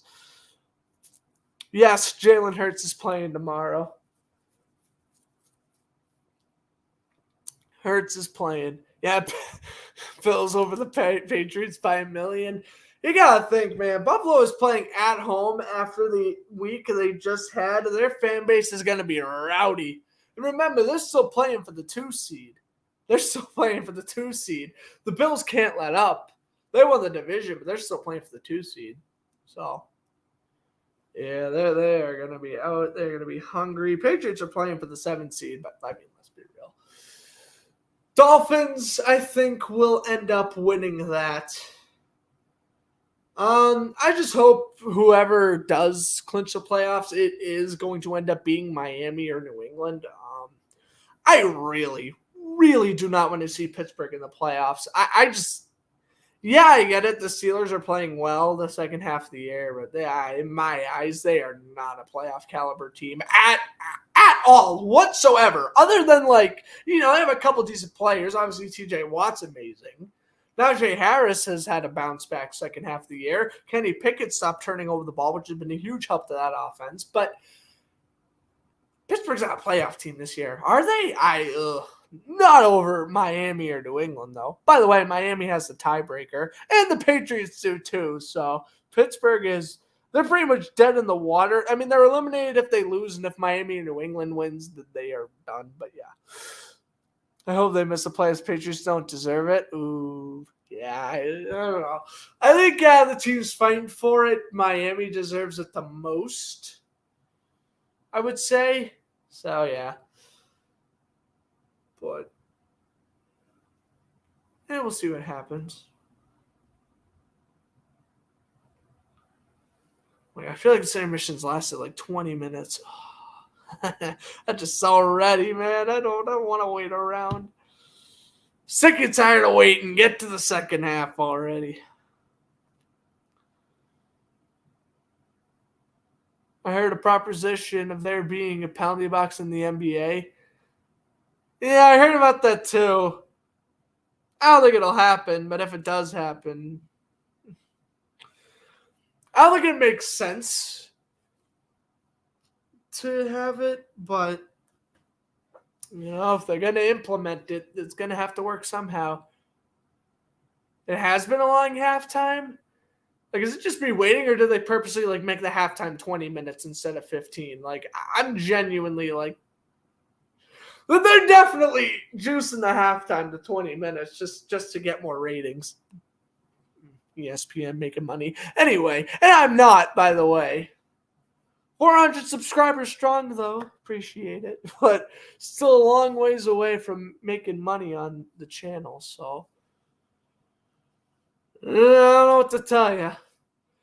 Make sure you go subscribe in case I don't go pro and a broadcaster and I can broadcast from my basement for the rest of my life. That would be great because I get to pick and choose which games I want to call. Anyway, Randy Bullock will kick it off. Agnew on the return. Agnew takes it to the left, out to the 25 and out of bounds at the 29. So Jacksonville will get the ball, and they will begin from the 29. We'll see what happens here and what has been a very exciting game so far. 13-7. Tennessee leads in a win and in the playoff situation.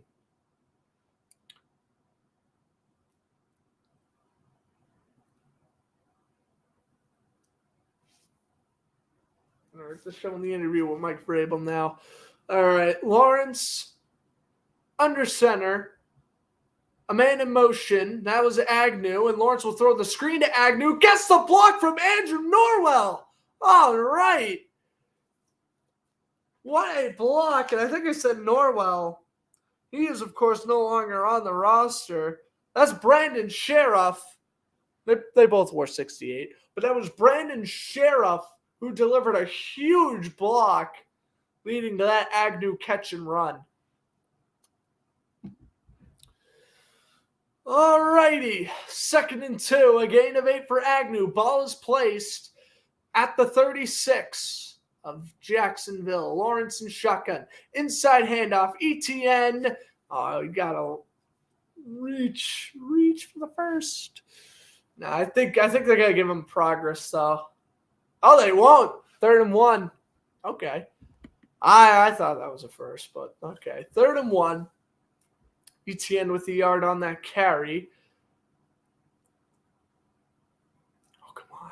You don't pick up 8 yards on first down and punt. That's not how you do that.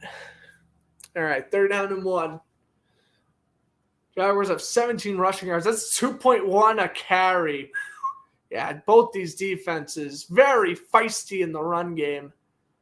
Both running backs have been shut down, Henry and Etienne. All right, they will bring out the chain, and he is short by a yard. Okay. Well, at least they brought out the chain, so at least I agree with the call now. So 3rd and 1.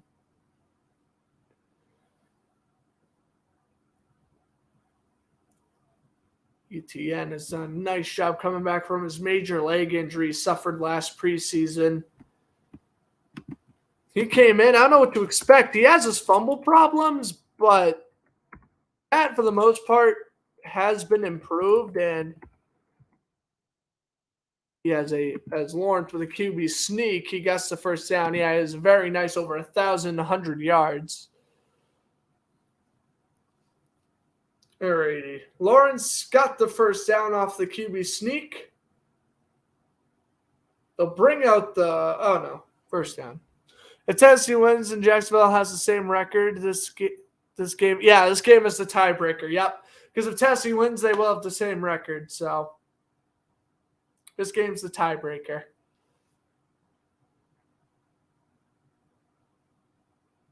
Tennessee loses, they're out. If Jacksonville loses, they're essentially out unless New England, Miami, and Pittsburgh all lose tomorrow, which, let's be real, I think Miami and Pittsburgh's winning, so just get rid of it now. That's my thought process. Lawrence under center. They fake it to Hasty. Under duress. Throws caught.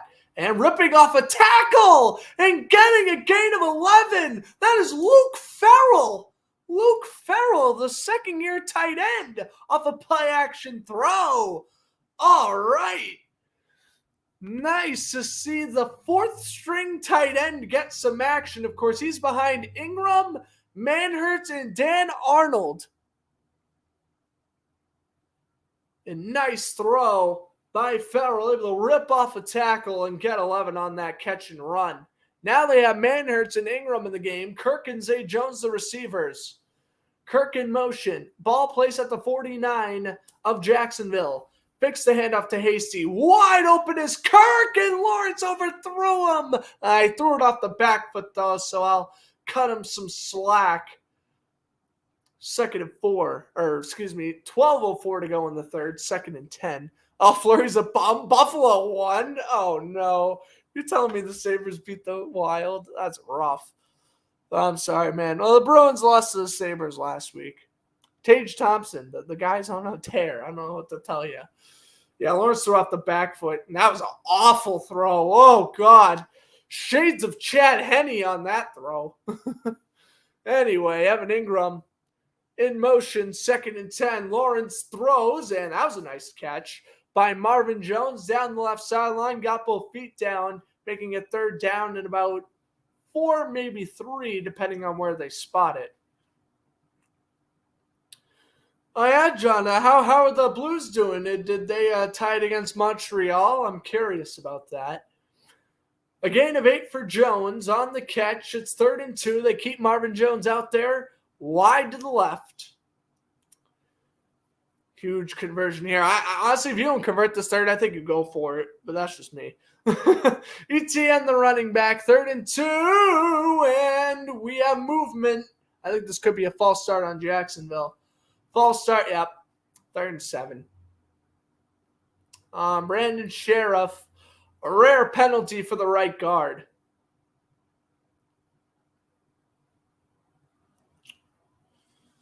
So the game on Wednesday against the Lightning. Oh, yeah, Gustafson won. Yep. I saw that the Wild won that game. What was it, 6-2 or something? But, yeah, I do know they won. I was able to catch some of the highlights.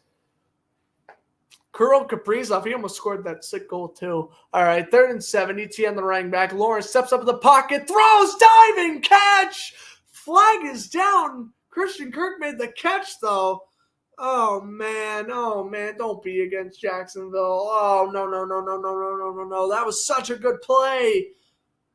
Holding defense, 1st down, Jacksonville. All right. Christian Kirk with a nice diving play.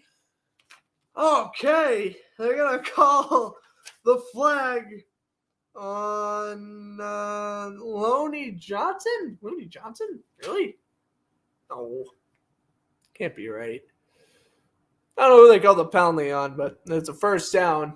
And Kirk has 64 receiving yards with the touchdown. Yeah, I know ETN isn't doing anything. Neither is Henry. Both of these runs, running's going nowhere. Lawrence throws, caught. Marvin Jones down to the 12. Lonnie Johnson, no. Lonnie Johnson Jr., but I don't think I think he's on the practice squad. I think he's on the practice squad. All right, 1st and 10. Ball placed at the 11. Lawrence, Hasty remains the running back. Lawrence takes the snap and shotgun. Goes for the end zone, and he overthrows Marvin Jones he was double covered. That was a dangerous throw. McCrary was on the coverage especially. Yeah, I don't know why he's trying to fit that in between a safety and a corner. And if that was intercepted, I honestly would blame Lawrence for that because, why? You're in the red zone. No need it's 1st and goal. No need to make a stupid decision. You throw the incompletion if nothing's open. Well, 1st and 10 technically. They need to get to the 1 to make it 1st and goal. Lawrence, ETN the running back here. ETN is open. Lawrence waits, throws, gets Zay Jones, and that wasn't an awful play. They get down to the 8. Making it 3rd and 7. I wish I had a Lawrence wig. I know. I saw a couple plays ago they were showing a Jaguar fan with the Lawrence wig in the crowd. Hysterical.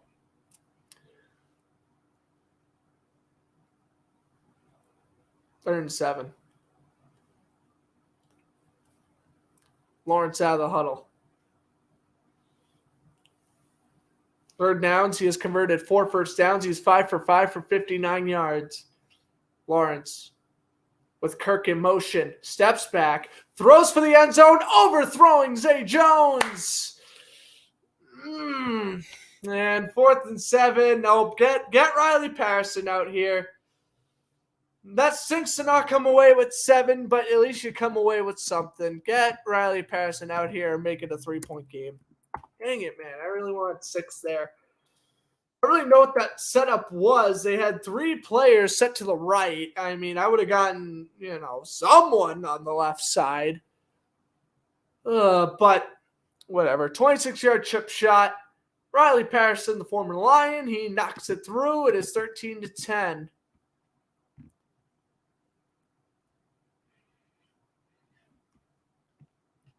Just get Blondie extensions sewn into your hair? No.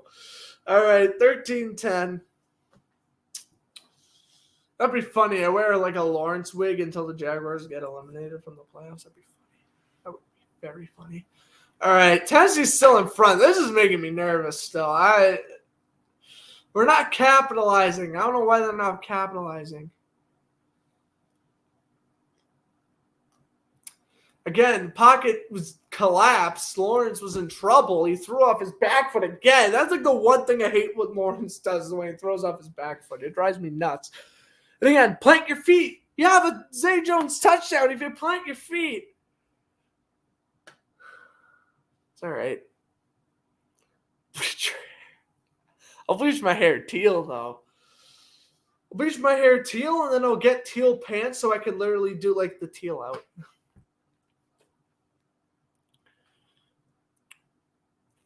I'm getting really nervous. Now, if Tennessee goes on another drive, scoring a touchdown, I'll be really nervous. If they kick a field goal, I won't be like extremely nervous, but I'll be like, wait a minute. You gotta score a touchdown now. Like, enough fooling around. You went once into the end zone and scored. Get to the red zone again and score again. This is so nerve-wracking. It essentially is a playoff game, so the stress is real because, yeah, it's win or go home, essentially. Let's be real. I'm losing all faith if we lose today. I'm not even waiting until tomorrow. Because then if the Jaguars do make it tomorrow as the 7th seed, it's because 3 teams lost. And no offense, we don't deserve it. Also, I don't think any playoff team deserves a deserves to make the playoffs with a losing record. Division winner or not. So no offense to Tennessee if they win, but I don't think you deserve to win the division. You should give up your playoff spot to Miami or whatever. But yeah, I know this is essentially a wild card game. This is those playoff checks, yeah. Exactly. This is well put. It's essentially a regular season wild card game.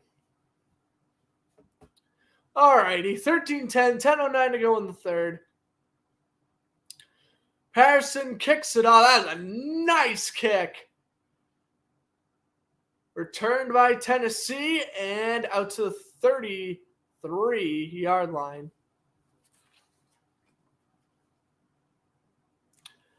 10:04 to go, third quarter. As again, we take a look at that third down play where Zay Jones was wide open in the back, but again, he throws on the back off his back foot, and that's what cost him. The only issue with that is, all he had to do was throw it a little bit lower. And Lawrence, if you read his lips, he says, "I'm sorry about that," to Jones. And then Zay Jones is saying, you're good. Like, don't lose your confidence on me. Tennessee's first drive of the second half. Henry, the running back, Dobbs, the quarterback. Inside handoff. Henry wrapped up by Josh Allen after a gain of 3. It's 2nd and 7.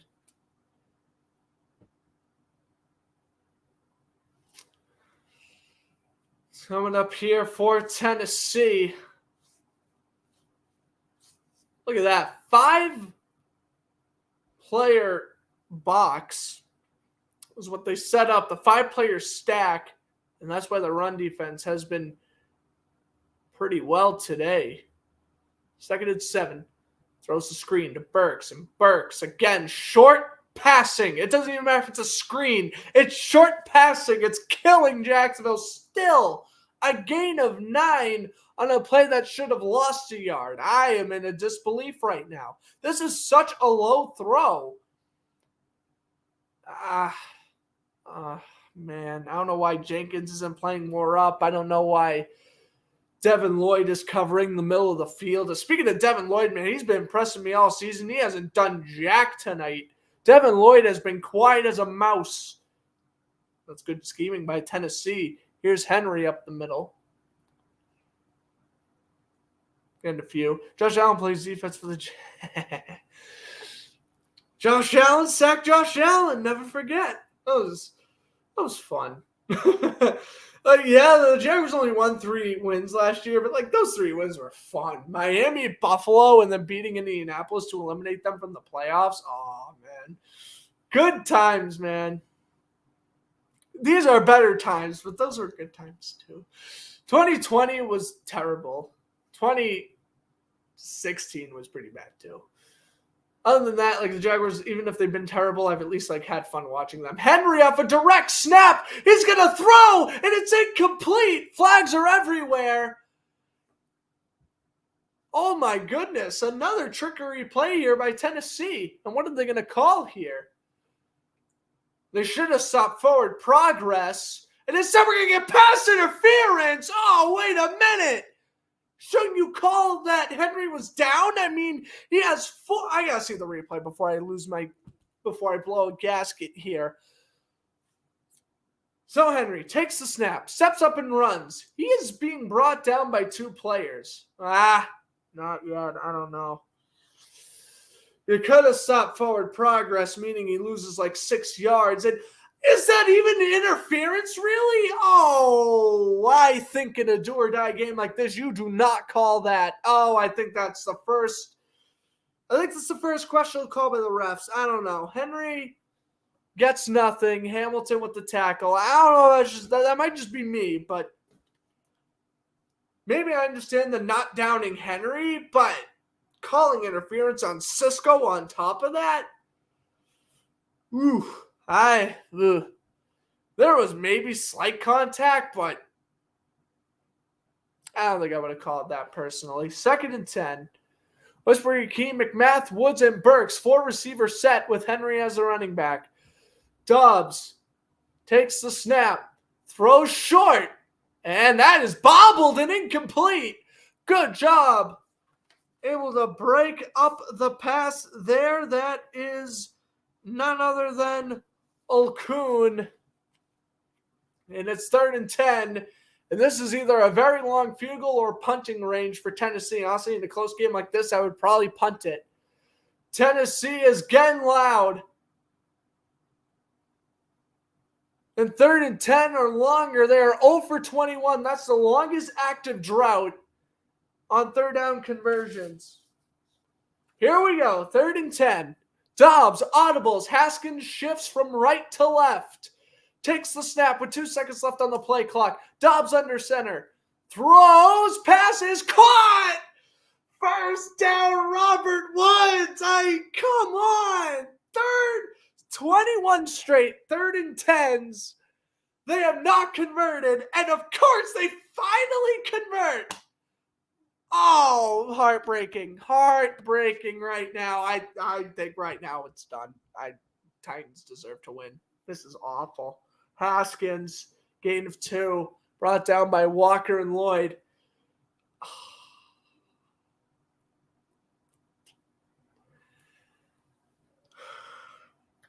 I think we're so concerned on our run defense, we forgot how to play pass defense. I got nothing for this. This is awful. We're letting Josh Dobbs shred us. Jesus, what if Tannehill was in here? It'd be even worse.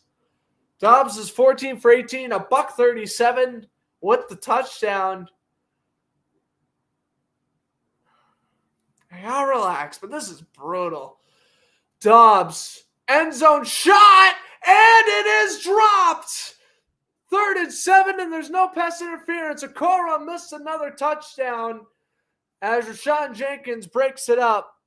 It's only a 3-point game. Where is my confidence? My confidence with this offense is 90 out of 100. My confidence in my run defense is about a 90 out of 100 as well. My confidence in the pass defense is about at a 20 right now.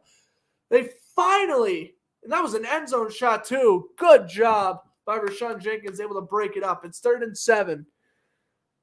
Come on, it's another 3rd down. Can we stop a 3rd down, please?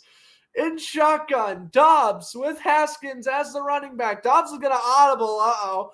Dobbs has been on fire whenever he audibles. 3rd and 7. Jaguars bring in the house. Dobbs leaves the pocket. And Robert Roy Harrison applies the pressure as the pass is incomplete. Finally got a stop on 3rd down. And I don't know what in the world the Titans sideline is complaining about. As we take a look here on this replay, pocket collapse. Dobbs had to roll out of the pocket. A good hit by Roy Robertson Harris. 2nd year on the Jaguars, and he flattened Dobbs as he threw it away. So here it is, 41-yard attempt to make it 16-10. He went from 51 and 39. Good snap, good hold. That kick is good. All righty, 16-10 now. I'll do a field goal, and that's all I could ask for right now. Ooh, this pass defense is really concerning me, though. Really concerning me. Plenty of time to come back, of course. I mean, God, only need a touchdown and we're literally in the lead. But, pass defense is stressing me out. But if we keep on holding them to field goals and we eventually break through, we're good.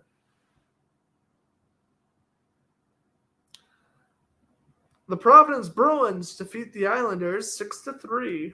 That makes me happy, but good to see Providence win.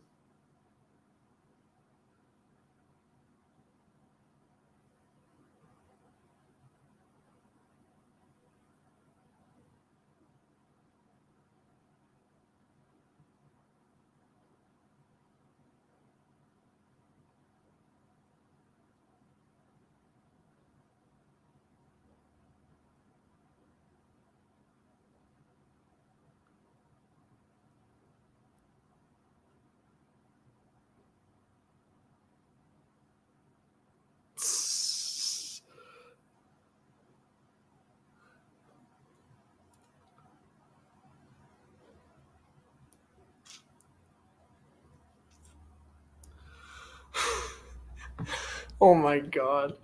I got my friend saying, "How are you doing with this win and in game?" I'm like, "It's stressful, but I think we are gonna pull it out." But Jaguars are stressing me out. I think yes, Jacksonville will win, but they are doing it in a very stressful way. They're doing it in the way that Grant doesn't want them to win. And that is stressed me out until the final second. Just like the Raiders game, just like the Ravens game, just like the Dallas game,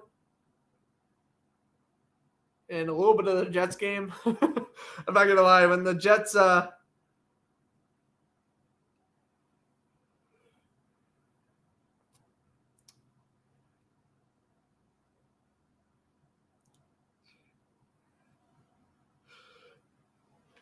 alrighty, heading that commercial break at 16-10.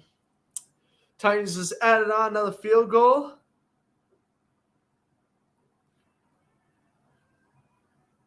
And 6:02 to go in the third. Jamal Agnew has been a beast returning tonight. Well, he'll get to return another one. Agnew is one of those few kick returners that, like, whenever he returns out of the end zone, even if he doesn't make it out to the 25, I'm 100% on board with him returning it.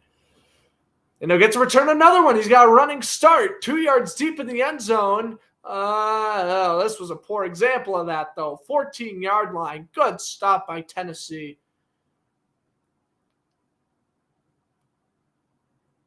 And we take a look at the division leaders. Chiefs got the first round bye with their win today. Bills, the 2 seed. Bengals, the 3 seed. Jags, the 4 seed. Chargers and Ravens have clinched wild card spots. Chargers, the 5th. Ravens, the 6th. Patriots right now hold the 7th seed with the Dolphins, Steelers, and Titans all in the hunt. Of course, Tennessee and Jacksonville will flip positions with a Tennessee win tonight. 1st and 10 with 6 minutes left. In this third quarter, Chris Manhertz in motion, shifting from left to right. Kirk and Zay Jones, the wide receivers on the bottom of the screen. Inside handoff, ETN up the middle. And it's 2nd and 10 coming up. ETN continues to not do much.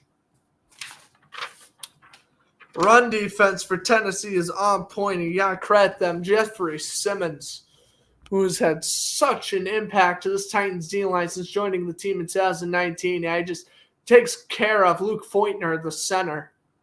And ATN only has 6 rushes for 15 yards. Averaging 5.2 a carry this season. That's 4th in the league, but tonight only 2.5. Ingram in motion. 2nd and 10. Lawrence throws, and he's got Kirk right in the breadbasket. Out of bounds at the 48. What a throw by Lawrence. Christian Kirk as well. Fantastic route running. He's going up against Amani Hooker, and he burnt him clean. Nice route running by Christian Kirk. That's all that needs to be said. And as long as Lawrence doesn't overthrow it, that's right on the money. And Lawrence with a little smirk back at his lineman saying, "Thanks for giving me the protection." Kirk has 99 receiving yards today. Wide receiver 1 is coming up huge when we need him the most. Lawrence fakes the TTN. Pump fakes. Throws it out of bounds, and that was a smart call. He was trying to find Manhertz, but Amari Hooker could have stepped in front of that throw and got the interception. It's 2nd and 10. Kirk, of course, caught the 25-yard touchdown, and he's been on a roll ever since. Very nice diving catch at the end of the first half, and then right there, money throw. Averaging 16.5 yards a catch right now. The former Cardinal is having himself a night. Kirk, Jones, and Jones Jr. split to the left. Oh, my. Pocket collapse. Lawrence throws on the run to Marvin Jones. What a completion. A gain of 14. And that is the playmaking ability of Trevor Lawrence. It's incomplete, I guess. It is incomplete. Shoot, I thought that was caught for a moment. But still, what a play by Lawrence to keep that play alive. Right there. Yep, ball's on the ground. So 3rd and 10. Jones to the sideline. Jaguars 5 for 7 on third downs. Well, hate the punt here, down 6. At least if you're going to score a field goal. Want to go empty-handed. Kirk in motion. ETN remains the running back. Lawrence on 3rd and 10. Pocket collapses. He avoids the sack. Lawrence throws while being hit right into the Titan bench, and that was just great scheming. They dialed up the blitz. Back-to-back plays, the offensive line just collapsed, and Tennessee with a well-earned punt force right here as good pressure. Lawrence had to hold the run for a brief second. He had ETN for a moment, but he just kept on pedaling backwards. Throw it away. So Cook the punt.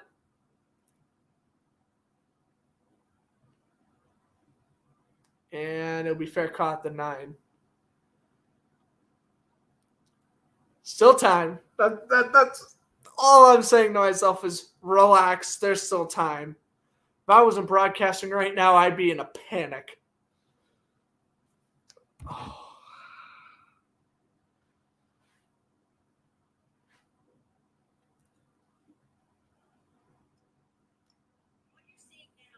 All right.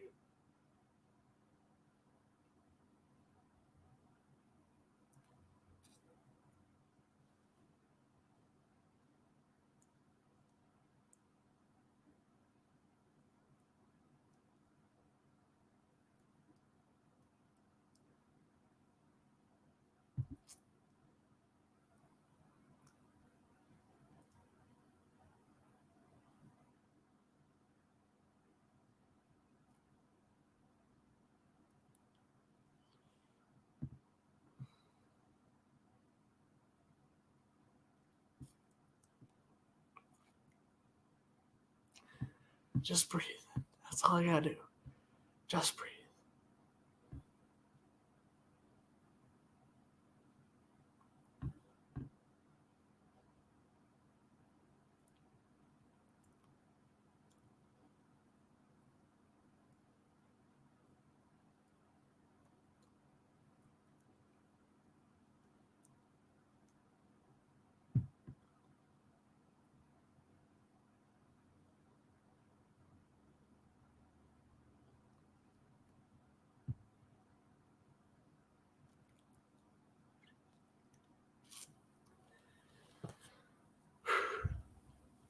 I'm just using this commercial break to catch me.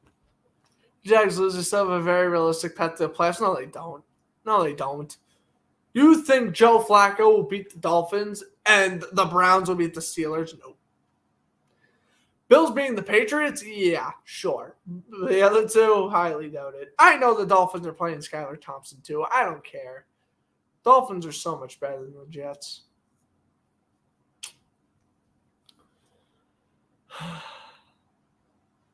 By the way, both the Kings, Golden Knights, and Avalanche Oilers games have just gotten underway.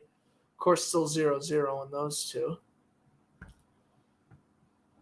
Yeah, I know. I don't care. The Dolphins are still a better team than the Jets. I would still favor them over the Jets. That's what I'm getting at.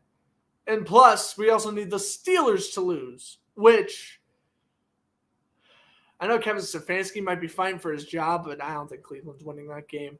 Henry dives forward for a yard.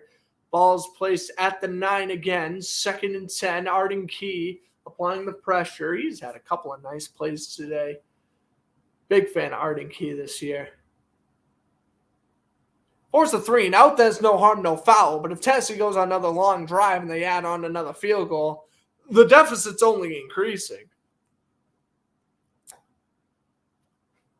2nd and 10. Dobbs under center. Henry the running back.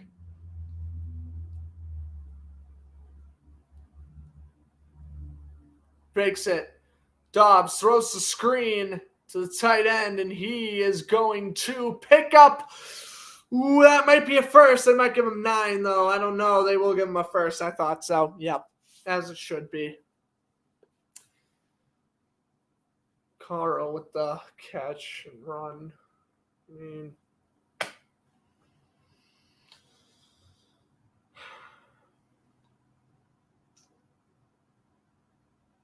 can't stop the pass defense. I don't know what it is. This pass defense went from lights out to horrible. I have no words right now. Just gotta keep on broadcasting the game before I go off on a tangent. Henry up the middle, down to the 24.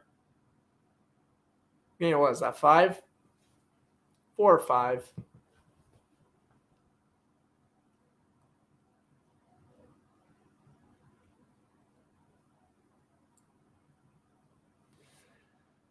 Yeah, Henry, nice patience, able to take it to the right, and you know what? Power your way for a couple extra yards.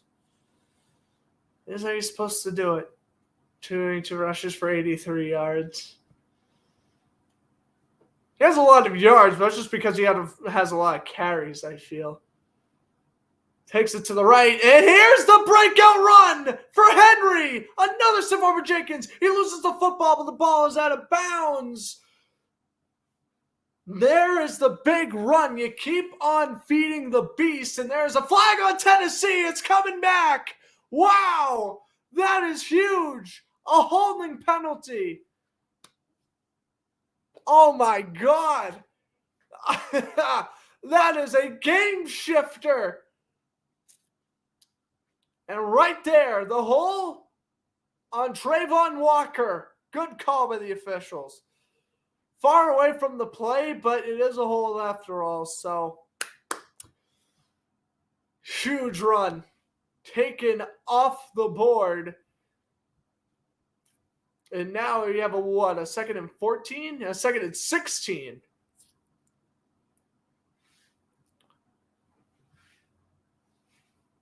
Dobbs. Shotgun. Haskins, the running back. They're standing back at the 8.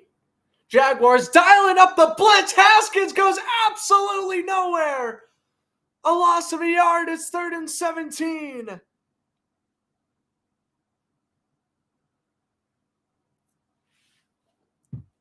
Nice run stop. And it's Trey Herndon. A man who has not been fantastic until the second half of this year. Nice wrap-up tackle. Making it 3rd down and 17. Must stop. Duval's on their feet. They're waving their towels. What a stressful moment here. Ball is placed at the 13. Dobbs in an empty backfield. He steps back. Dobbs launches it down the left sideline. That pass is intercepted. Campbell has it. Campbell at the 30. And he's hit out of bounds at the 25. And finally, a turnover for the Jaguars. I mean, that's what happens. You stress Dobbs out. You make sure he throws deep. Look at what happens. First time he throws deep all game, and it's intercepted by Tyson Campbell. I mean, it's magic. And look what happens. You cover the short game.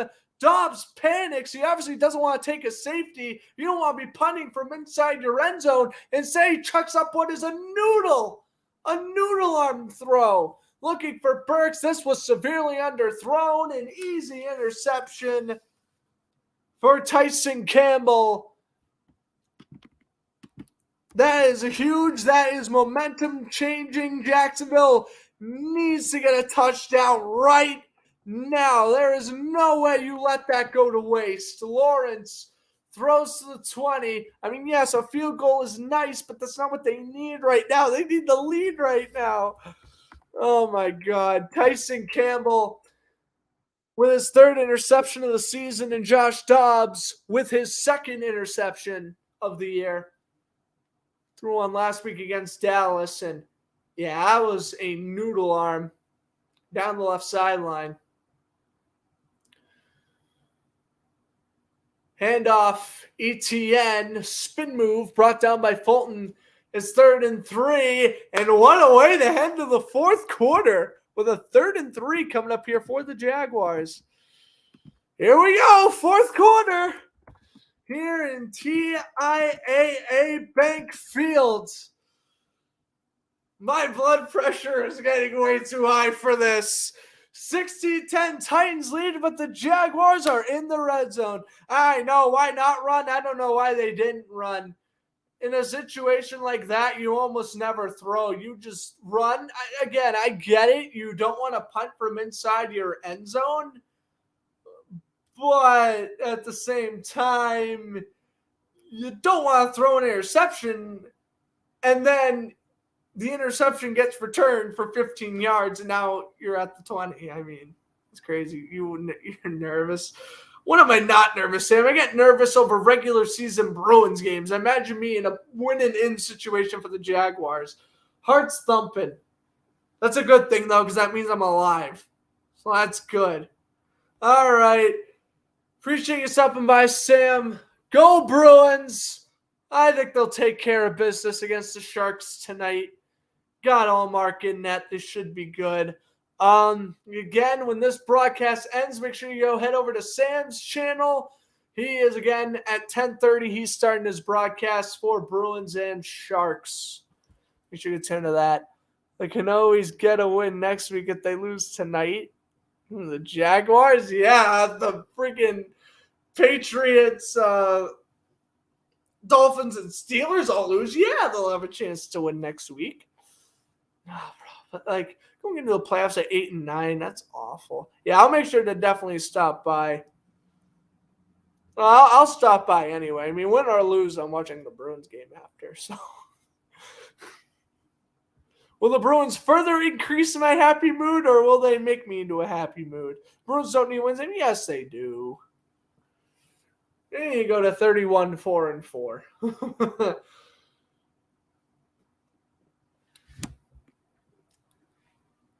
All right.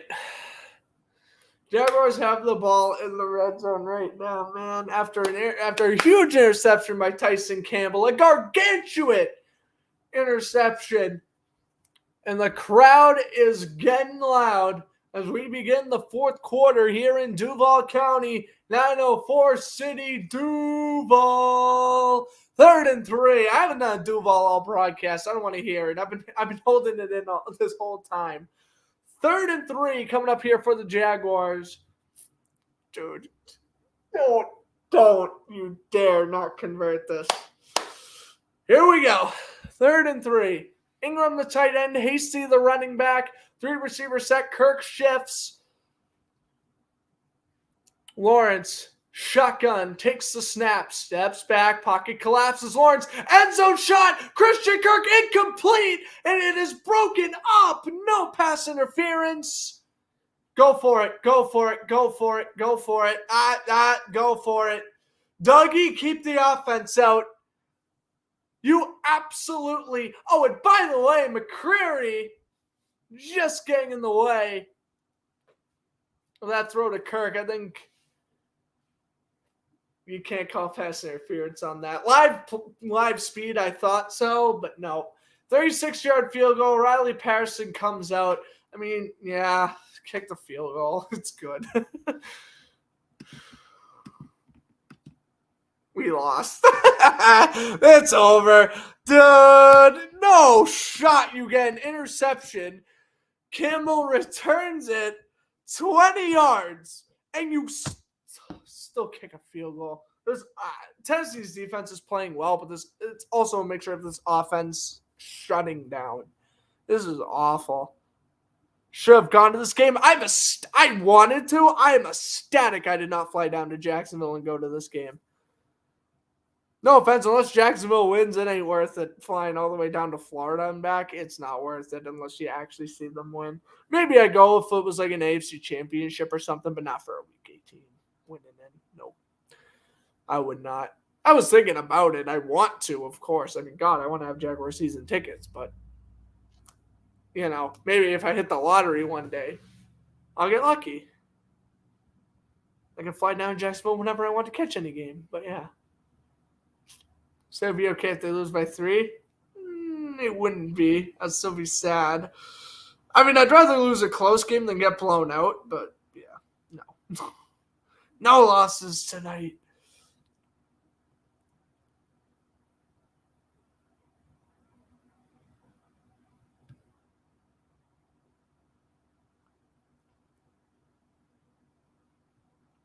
Ibernier scored again for the Kraken. That's crazy.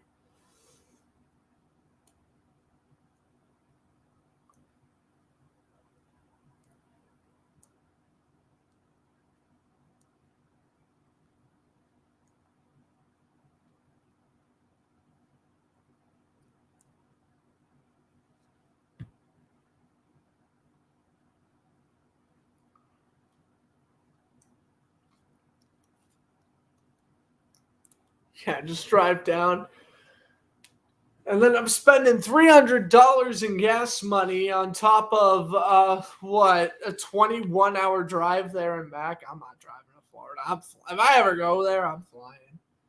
Ain't no way I'm driving. The furthest I'll drive out to is probably Pennsylvania, maybe, and that's like 7 hours, and that's probably like the furthest I'll drive if I had to. I might drive up to New York next time the Jaguars play the Jets or the Giants in MetLife. We'll see. Maybe not, but that's a hope of mine.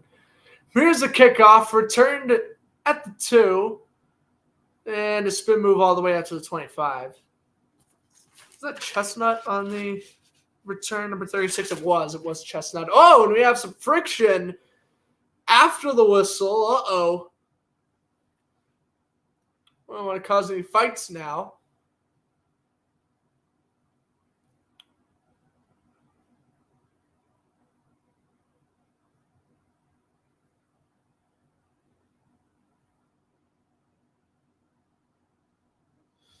Yeah, Kirk in the end zone, too. It's just such a great breakup by McCrary. All right, Tennessee's fourth drive of the fourth quarter. Dobbs will take the snap. Ball's placed at the 26. Henry up the middle, and he will be brought down to 31, so a gain of 5 there.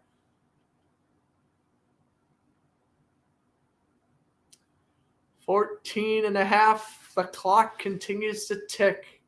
Henry, 89 rushing yards on the night. He'd have about 120 if a couple of plays weren't called back.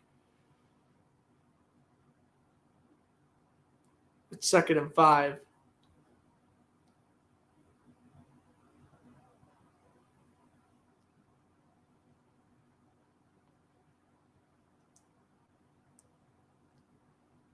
Handoff. Henry takes it to the left, and down he goes! Trayvon Walker! That's why you drafted number 1 overall. What a huge tackle! It's 3rd and... it's going to be about 3rd down 6 or so here for the Titans. Henry tried to bounce out. He tried to stiff arm Walker. It didn't work. Walker's a big boy. You ain't going over Rashawn Jenkins or Andrew Cisco, my friend. Nice tackle by Walker, and they will mark it 3rd and 7 at the 29. Hooper in motion. Dobbs with Haskins as the running back. Jaguars dial up the pressure. Dobbs steps up. Down he goes. Roy Robertson Harris. Huge sack. They force the 3 and out. Oh, that gets the crowd alive. Roy Robertson Harris. Huge. What an acquisition from last year, man. He was not utilized properly on the Bears. Look at this. Walker applies the pressure. Arden Key as well. Dobbs is forced to step up in the pocket. And Roy Robertson Harris. Man, wow. Nice sack. 4th and 12. And we'll see the Titans punt. It's a good punt. It'll land at the 22. Agnew returns. Past the 30. Watch out! Agnew to the 43. Jamal Agnew saving his best performance for potentially his last. The Jaguars 3 and out on defense. Their offense comes on. Will they tie? Will they lead? To be determined in 904 City.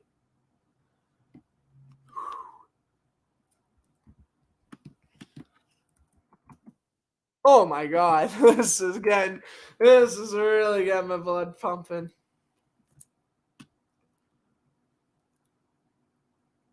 That was Roy Robertson Harris's third sack of the year, sixth in a Jaguar uniform.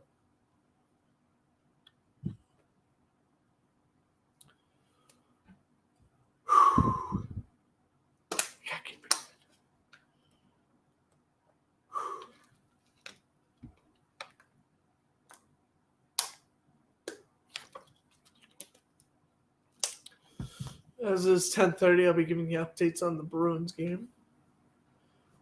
I want to hear Jack Everett say it. It's hockey night in New England. All right. That's the best opening for Bruins. Calvin Ridley was playing, the Jaguars would be winning right now. Yes. If Ryan Tannehill was winning, the Titans would be up by more than 3 right now. I know. It works both ways. It works both ways. I mean, what are you going to do? Blame this on the receivers? You can't. Kirk's playing out of his mind. And Jones, both Marvin and Zay, along with Ingram, they're playing the best they can. They can't get their run going. They can't get the run game going, but that's okay because they've been able to stay in the game without it for this long. So I don't think that's a concern. Tennessee also isn't really doing great in the rushing game. Better than Jacksonville, absolutely, but yeah.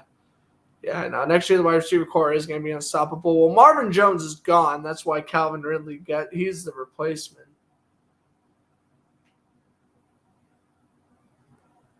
And I'm fine with that. You get a younger, quicker guy. Dude, I'm fine with that. And then,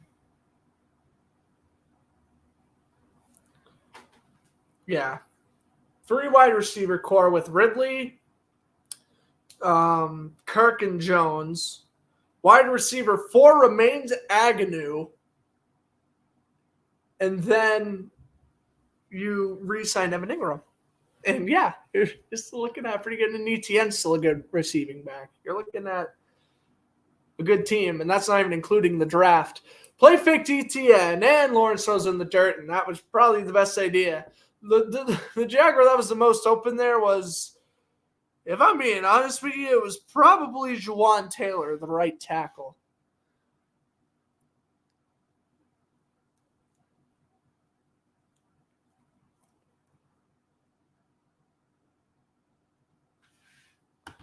Alrighty here, 2nd and 10.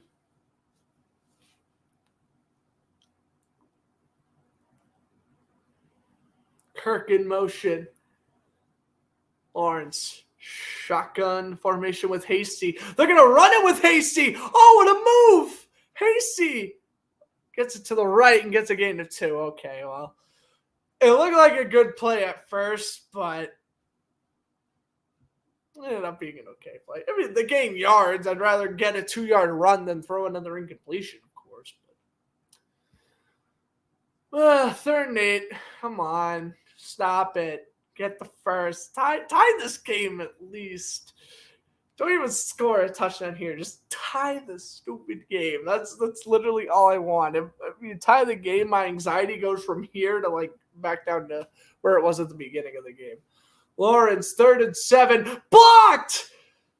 Tipped at the line! Oh, by Weaver. He's been having a great game. Fumble recovery, batted pass, and Jacksonville goes 3 and out. Wow. You literally did the one thing you couldn't do.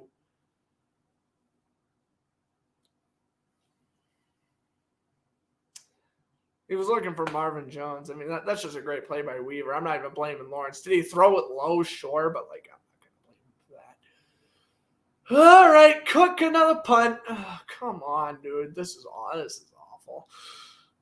That punt, though, that's a nice punt. That gets out of bounds at the 6. Good stuff.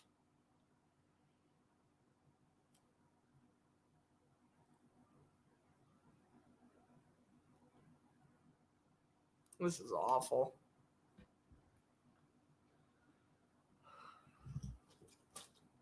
I'm so used to them converting 3rd downs right now, too. It's like, oh, they didn't convert one. It's like, oh, that makes it more painful.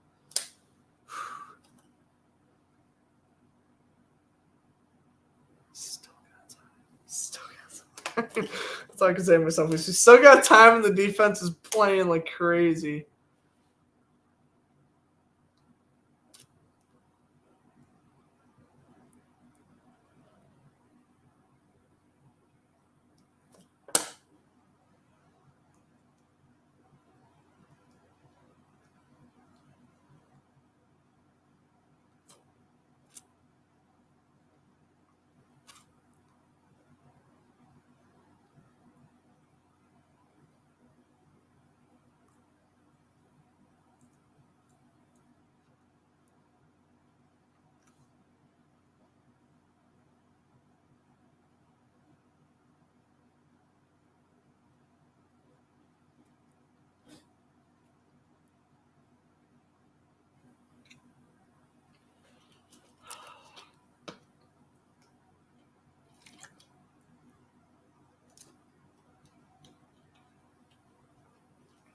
That was awful is what that was. That was god-awful.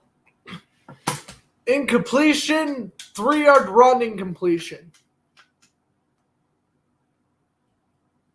I like the idea of getting Hasty involved. We need a physical back.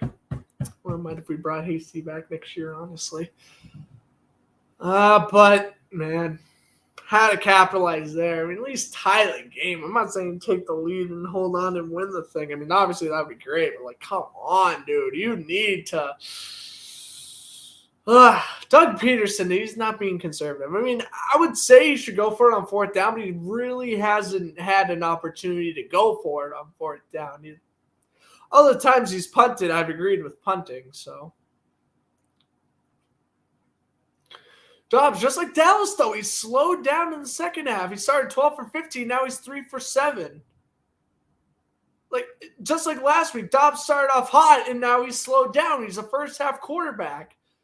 Defense is doing more than enough to keep him in this game. They've held Tennessee to, what, 3 or 4 field goals at this point?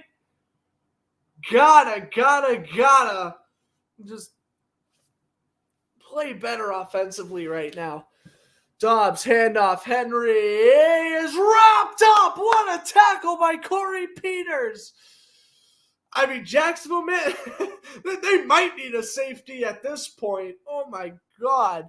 They might need to get a safety if they want to score. This is getting ridiculous. Like, offense has got to wake up.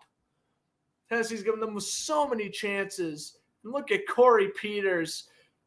Able to break up the left side. Nice tackle. Should be like, go for it on 4th. Nah. 2nd and 12. I agree. So sometimes you do need a punt.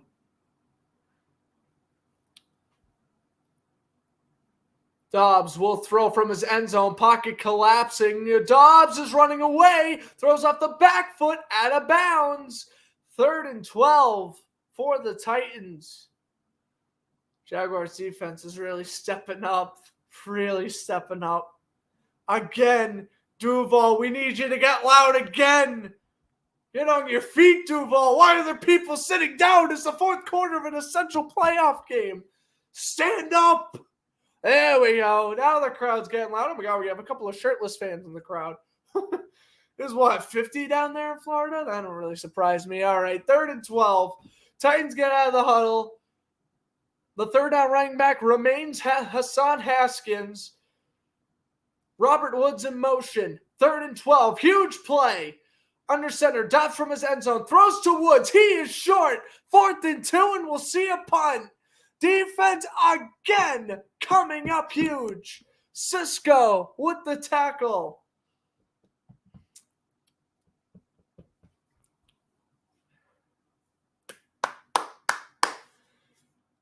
That's the one time I don't mind Tennessee converting short throws. Those 3rd and longs. Let them throw short on 3rd and long, not on 1st and 10. All right, here's Stonehouse averaging 53.1 average yards a punt.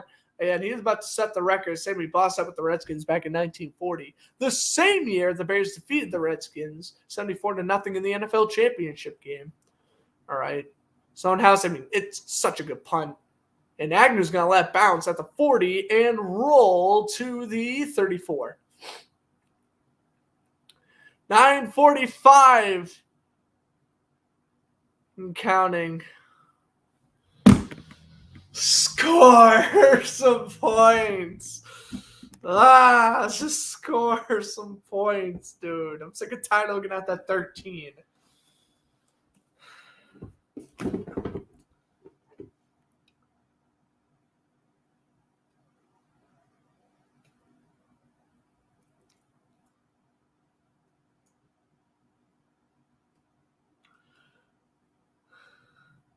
Tennessee was not going for that 4th and 1. They're at their own 12. They weren't going for that. Yeah, if it was 4th and 1 at their own 40 or further downfield, they 100% go for that. But no. You gotta play conservative with your lights out defense. You gotta play conservative right now if you're Tennessee. Agnew should touch the ball. Yeah, well, you want to know what though? I'm fine with that. I'm fine with losing. I would rather lose 5 or 6 yards off, the punt rolling than Agnew touching the ball, getting hit sticked, and fumbling. Dude, 9 minutes left. You just let the ball roll. If the ball isn't landing inside the 5, you just let the ball roll.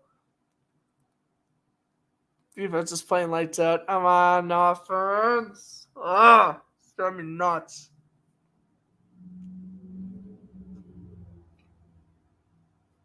This game is making my case stronger for when I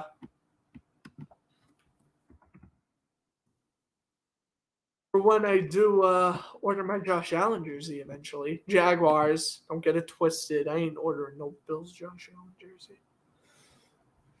I mean, I don't hate Bills Josh Allen, but I don't really like him enough to buy his jersey, I feel.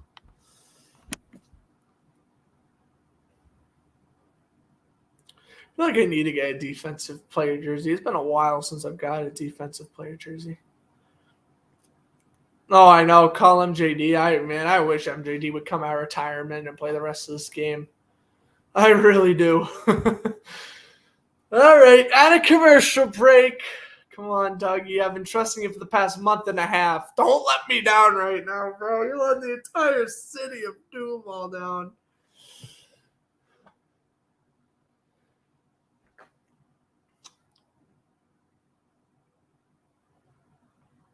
All right. I just realized if the Jaguars win and Dolphins win, then all 3 Florida teams are in the playoffs. Random thought, but I literally just realized that. Anyway, 1st and 10 at the 34. Ingram in motion. Stumbling over my words here. Play action. Lawrence is decked. Probably shouldn't have done play action. Tart with the sack.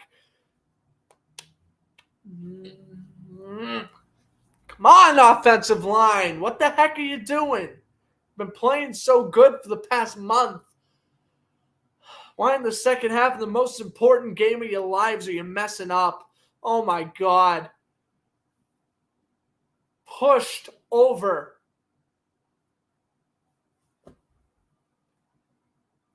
Lawrence did the right thing by holding on to that ball, though.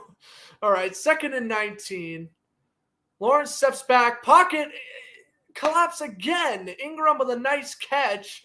Down to the 35. Yeah, it's nice that he got a lot of that yards back, but again, why is Lawrence having less than 3 seconds to throw? This is awful.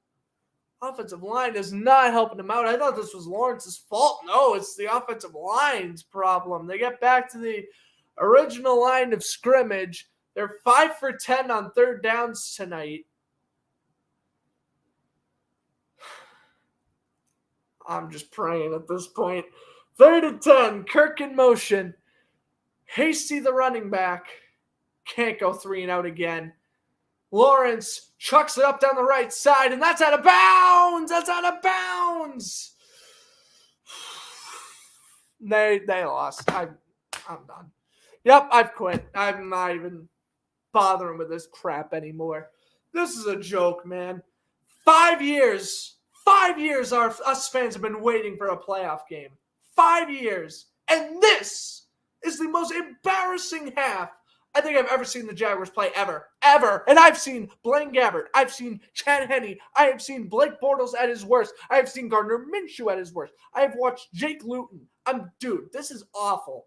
Punt down at the 10. Hey, nice bounce. Logan Cook knows how to win. There we go. Good punt. There you go. That's that. Yeah. Now the Boston accent's coming out. It probably is. At least I got the Bruins. At least that won't disappoint me. Stop giving up, bro. If you met me, I give up every second. You're going to tell me I'm watching this offense right now? Yeah, you're right. This defense is playing out of its mind. I shouldn't be giving up. I shouldn't be giving up because the Jaguars defense is playing incredible. I shouldn't be, but this offense sucks. What happened? Ugh. Get Kirk involved again. Jesus, when you throw to Kirk, good stuff happens. So I feel with the Vikings every time they play. Yeah, I know. Yeah, I get that. I'm getting the Vikings and I'm pretty much just getting the Vikings fan experience right now. Because Lawrence is better than what he is, but then the same thing with Cousins. He's playing really good, but then, God forbid, the offense stalls out and they can't get anything going. Now, Tennessee's playing really good defense, but, at some point, you got to start blaming the offense. And, offensive line's being brutal right now. It's impossible for the Jaguars to lose. They're losing right now. They've been losing since when? The second quarter? Actually, no, they've been losing the entire game so far. They have not had the lead. That Kirk touchdown made a one-possession game. Oh, no, Jeffrey Simmons is an elite player, but everyone else on the defensive line is not. I mean, Tart's been playing pretty good, too. I'll give him credit, but awful. All right. 8:06 to go in the fourth. It's just better for me to be, disappointed in my team. So, if they do actually lose, I'm not, half as sad compared to if, I'm expecting them to, win and then they lose. And again, offensive line, getting Len Lawrence get hit after the throw by Derek Oatry there.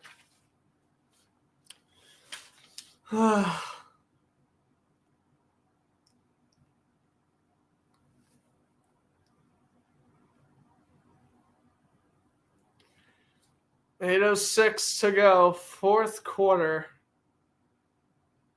They have the ball at the 10. Defense, I'm sorry. We need you one more time. Oh, my God. If I'm the defensive coordinator, I'm doing a good old Buddy Ryan, and I'm punching the offensive coordinator in the face right now. Dobbs runs away from pressure, and he gets brought down after a few-yard run. He's brought down by Olkun. Making it second down about 7. Tennessee, they've been doing a nice job keeping possession. They can essentially lock it up with a touchdown or just a long drive that results in a field goal, and you give Tennessee or Jacksonville 2-3 minutes left on the clock. You're in a golden situation to win this game. Dobbs under center at the 15. It's 2nd and 5. Handoff. Henry stuffed. He's been stuffed all night. Lloyd and Hamilton with the tackle at 3rd and 4. Come on. Oh, mark it 3rd and 3. Whatever. 3rd and short. All right. We need one more. Again, we need one more stop from this defense. Oh, my God. If I'm the defensive coordinator, I am so mad right now that the offense is doing next to nothing. 3rd and 3. Dobbs steps back. They will throw, and he's going to be short. Oh, no. Second effort. Nice play. Chat Muma, you got to wrap him up, my man. That should be a first, and it is. Muma's got to wrap him up there. That was awful. Defense is getting tired, though. I can't blame them. Nice job by Ward to keep the play alive.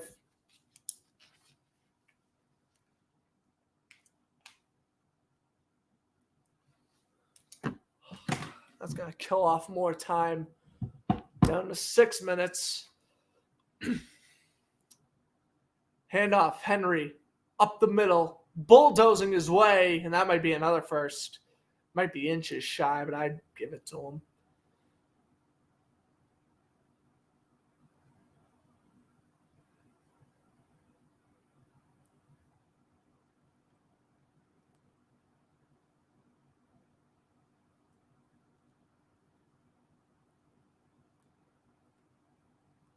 Right now, it's kicking in. This is bad. All right, 2nd and 1.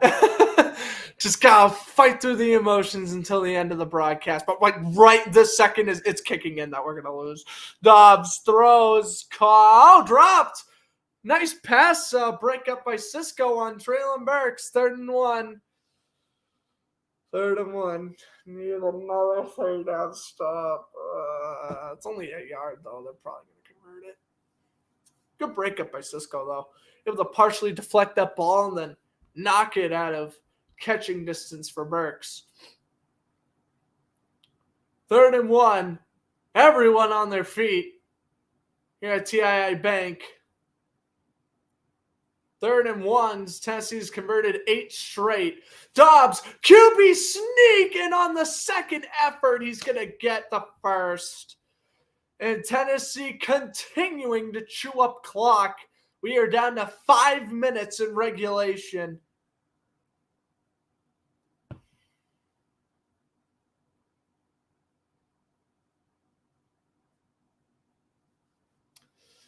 All I can do is shake my head.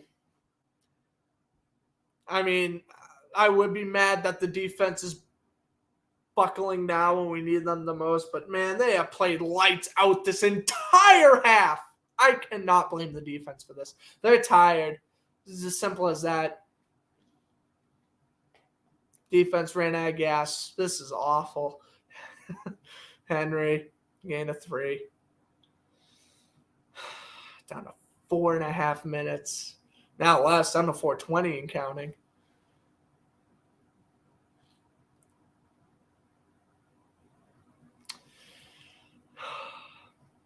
I don't think Tennessee deserves to be in the playoffs, but this game just showed that we weren't either. I would vacate my spot for the Dolphins, and the Titans should vacate their spot for the Patriots, if I'm being dead honest with you. Neither of these two teams deserve to be in the playoffs, is what I've seen today.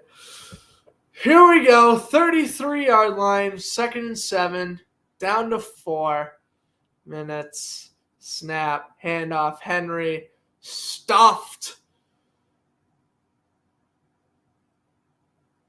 3rd and 5.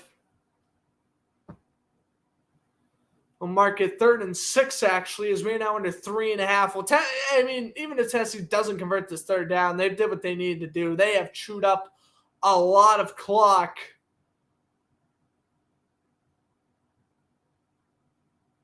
And they'll leave Jacksonville one last drive, potentially, to wrap this one up. At the 35, Dobson shotgun, Haskins the running back. A 3rd down conversion would be a killer. Dobbs under duress, hit by Jenkins, ball's out. The fumble is scooped up by Josh Allen. Josh Allen is going to score. Touchdown. Will they count it? They will. Oh my God. A strip sack by Jenkins, and it's returned by Josh Allen. Oh my goodness. That's incredible. They'll have to review it. But oh my gosh. Rashawn Jenkins has been the best player this past month for the Jaguars defense. Huge. That's a strip. I don't believe it. And Josh Allen. Oh, with the return. That ball's out. That ball is out. Leave it up to the defense, man. Wow. What? They are reviewing it. Dude, that's a fumble. Dobbs is going forward. That's a fumble. Unless we got some tuck rule garbage going on, that's a fumble. Recovered by Jacksonville. Oh my God. Oh my God. Oh my God. What is going on? They have the lead with 2:51 to go.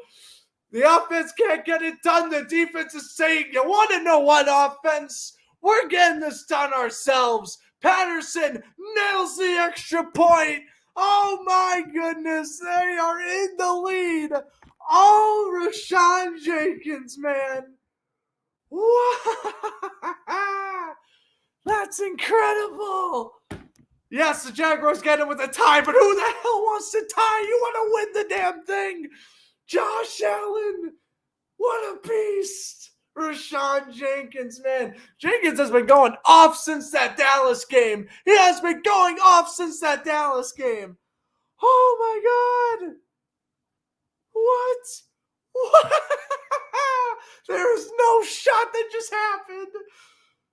I wanted to stop. I wanted this offense to have the moment. Screw it. Give it to the defense. They've earned it. Whoa. Whoa. Whoa. I don't know how loud that is. Hopefully that's not like incredibly loud.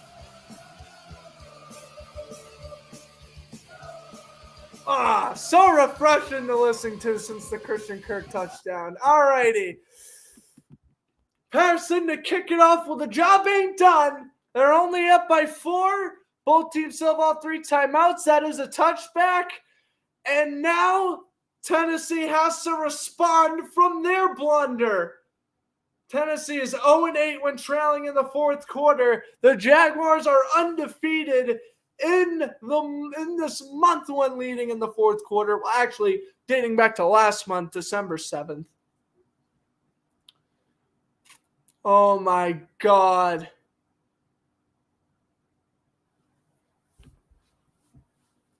That is crazy. What is this game? Here we go. Buckle up, gentlemen. We got ourselves a dandy. At the 25, Dobbs, swarm in motion. Dobbs takes the snap, and he fakes it to Henry. He takes it himself up the left side, and they get 10. So that is Dobbs' second turnover of the half. He has thrown a pick to Tyron Campbell, and then now a forced fumble by Jenkins, recovered by Josh Allen. Excuse me. Shades of Jacksonville. This is crazy. What's up, Sports Productions? Thanks for stopping by. You came at the right time. 35-yard line for Tennessee. The Jaguars have just taken the lead. Tennessee, they're getting another crack at it, though. And Derrick Henry, with his typical powerful running, he'll get a gain of 9.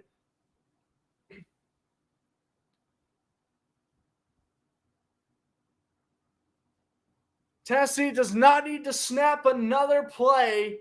They can take it down to the 2-minute warning if they'd like. They bring in Ward as the running back. 2nd and 1.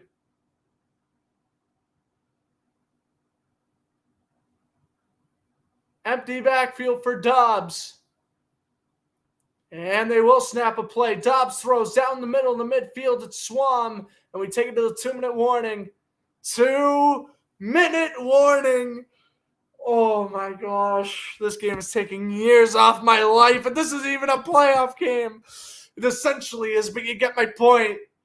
2-minute warning. Titans have the ball at midfield. Titans take the lead with the touchdown. 1 defensive stop. And this thing is, well, essentially over. We'll have to wait and see if Tennessee uses a timeout or not. I apologize on that Josh Allen return if I was voice cracking. I try not to, of course. But, oh my God, I can't contain my excitement right now. This is awesome.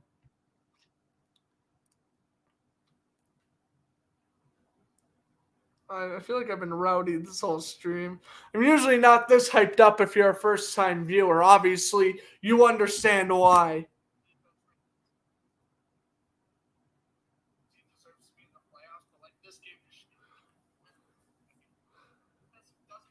Oh, yeah, I said both these teams don't deserve to be in the playoffs. A lot of clock. Whoops. And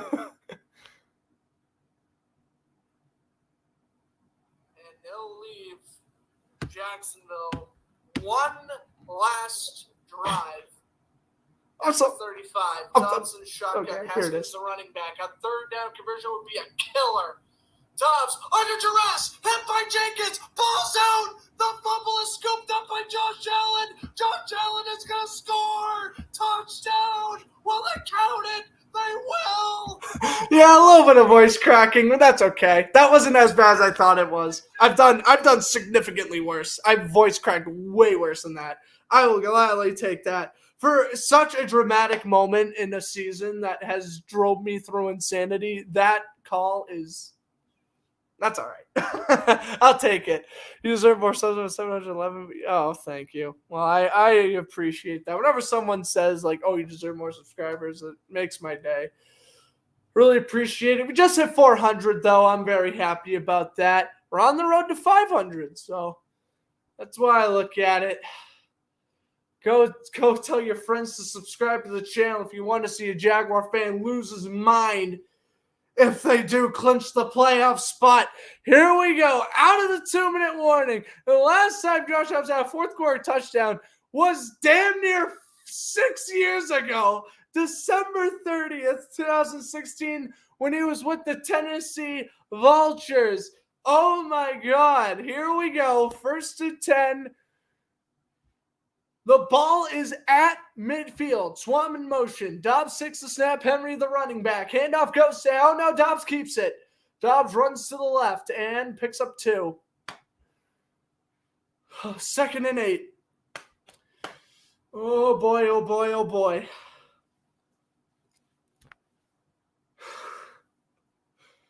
Look at Olku. A typical day at the office for him. A pass breakup, a sack, and 11 tackles. Again, he leads the league in tackles. I think like 130-something heading into today. Low snap. Dobbs under duress. Ball's out again. Ball is out again. Tennessee has it. But another strip sack for Jacksonville. And it's 3rd and a mile. Coming in that play, Josh Allen. Man, Allen, give him player of the game, man. Strip sack, fumble recovery for a touchdown. Look at this. Yep, that was Allen running through the left tackle. And Dobbs was able to recover the fumble. Oh, my God. Doug Peterson saying, get the ball, get the ball. That's all right. 3rd and 12. Tennessee is forced to burn a timeout. We are just 2 stops away from this game potentially wrapping up.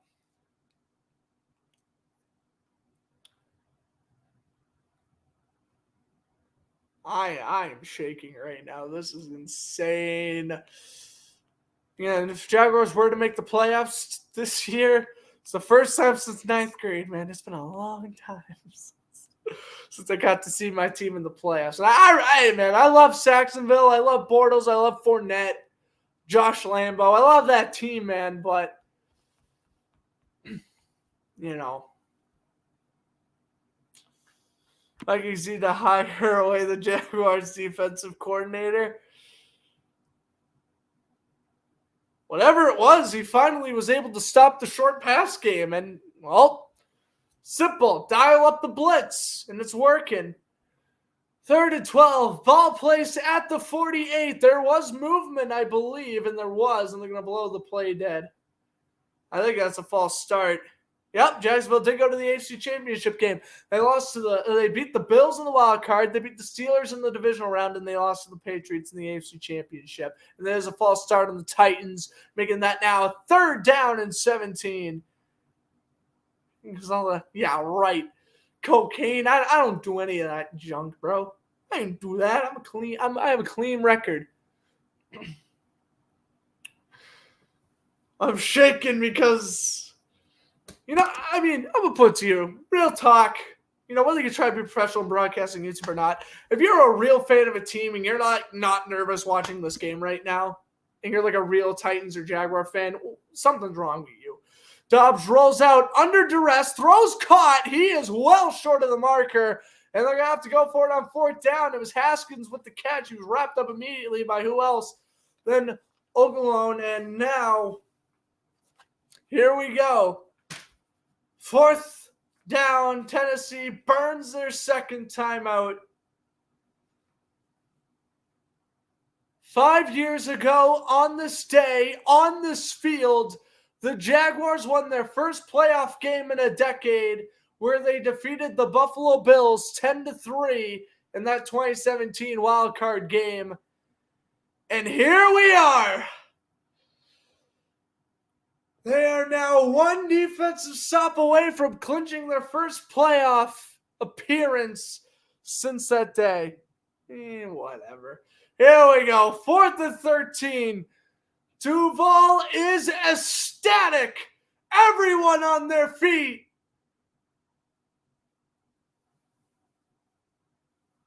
Fourth down, 13, a minute 37 to go in the fourth quarter. Dobbs, empty backfield, takes the snap. Dobbs throws short, pass is caught, and he is well short. Turnover on downs. Haskins is brought down. A minute and a half to go. That could do it. Oh my God. This defense, with the greatest defensive performance I've seen since Jacksonville. They cover everyone deep. They're forced to throw short. And they get the open field tackle.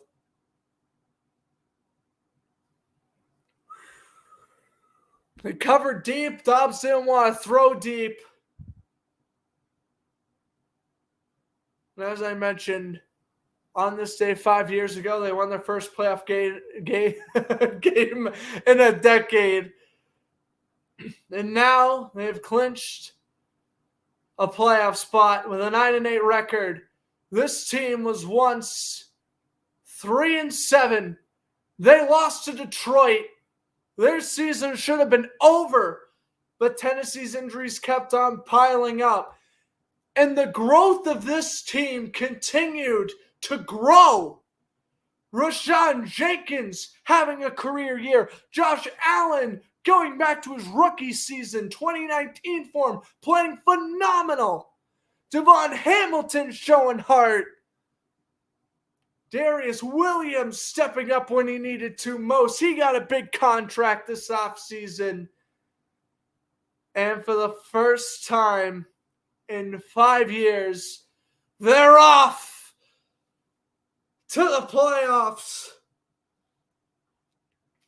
And only 43 seconds await destiny in what has been an absolute crazy season for the Jaguars.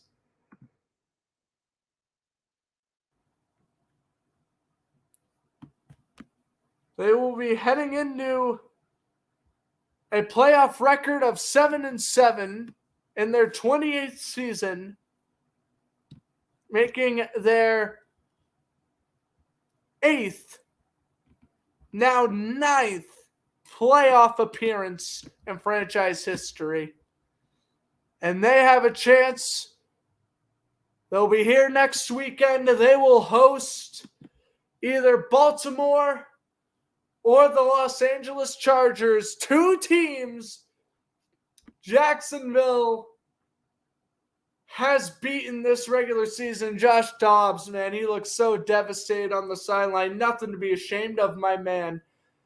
This man went from the Lions practice squad 3 weeks ago to almost leading the Titans to the playoffs, having a career game. Nothing to be ashamed of if you're Josh Dobbs. But at the end of the day, the better defense won. As this game is officially in the books. 2016. A terrible year for the Jaguars, by the way. That's the score.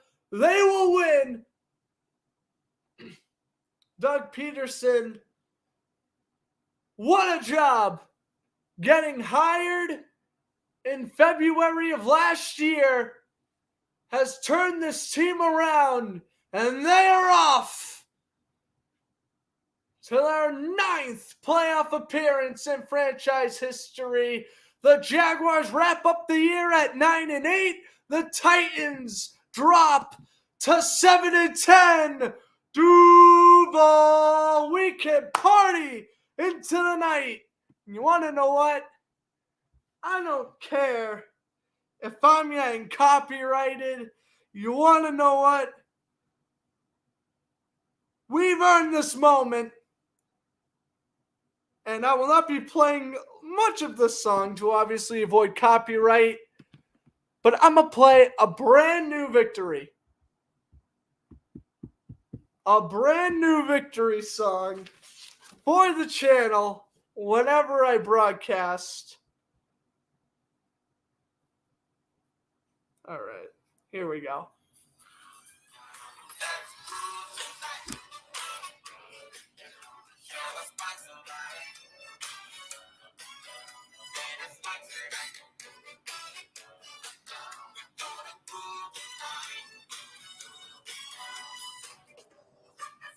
A little Earth, Wind, and Fire. The Jaguars are in the playoffs. Strip sack by Rashawn Jenkins, recovered by Josh Allen for the touchdown with just under 3 minutes to go. The Jaguars are hosting a playoff game next week. Well earned for Trevor Lawrence. And man, Lawrence, he played an awful second half, but that's all right. He played a great second half of the season. That's all that needs to be said. He is the reason why we're here. His leadership, Christian Kirk's ability to route run, to catch passes, Zay Jones emerging out of nowhere. I am in shock. I knew.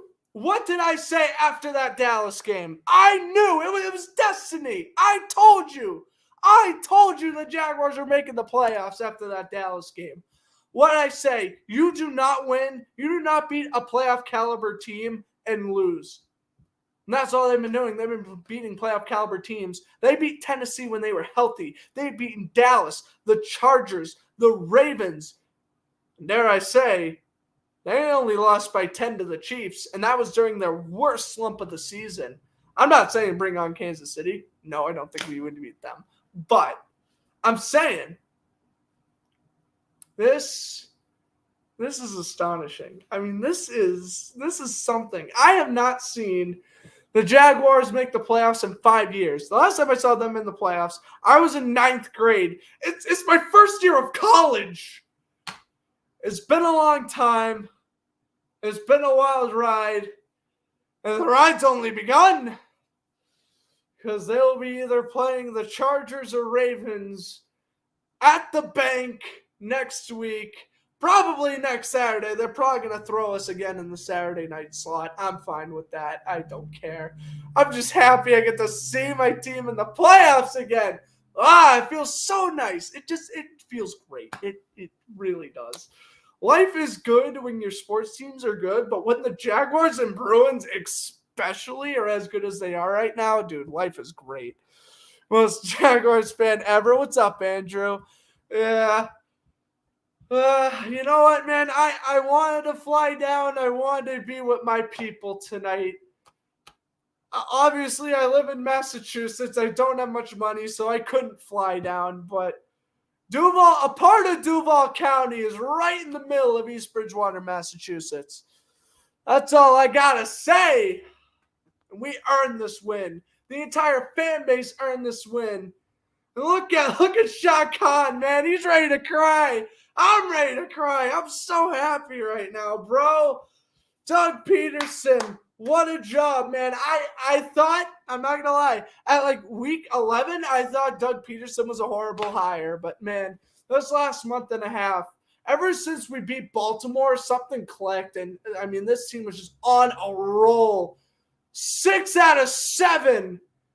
And they have earned their playoff win, or a playoff berth, with what was nothing but a sensational defensive effort. Man, I'm going to bed happy tonight. I wonder why they did it on Saturday night instead of Sunday night, because the NFL wants Aaron Rodgers to get a primetime slot over us. But that's okay, because we're making the playoffs and the Packers aren't.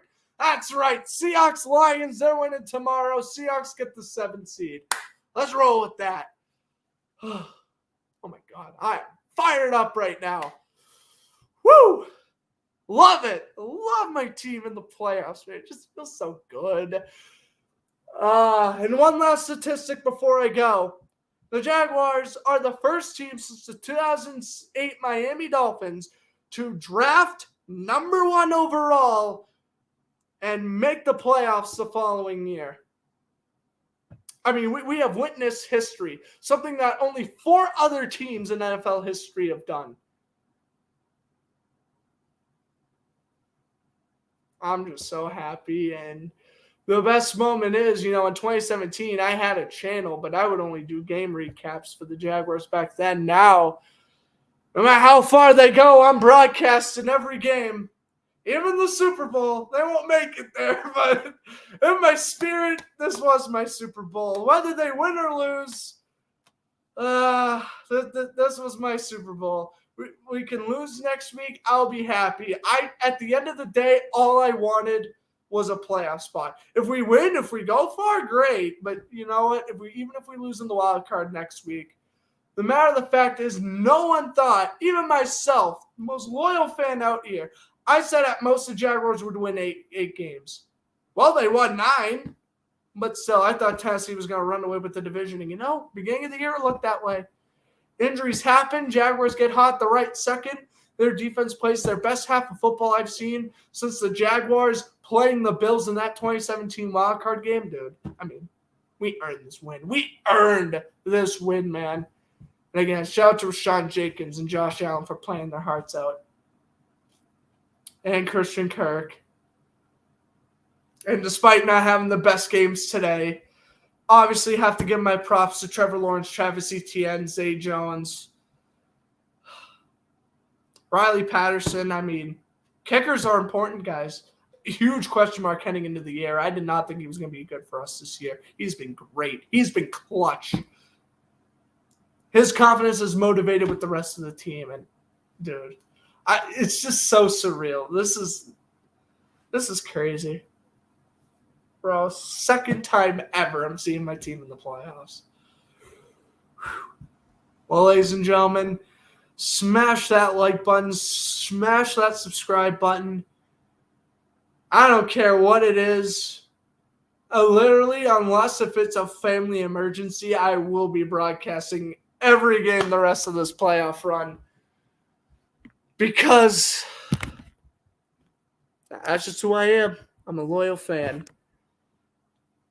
I've been a loyal fan since 2013. I've watched Chad Henne play. He was horrible. I've seen some awful years with Gus Bradley as the head coach. I've been through it all. Since 2013, I've been through it all. I've been through it. Maurice Jones-Drew leaving, Jalen Ramsey getting traded, Calais Campbell getting traded, Yannick Ngakoue getting traded, AJ Boye getting traded.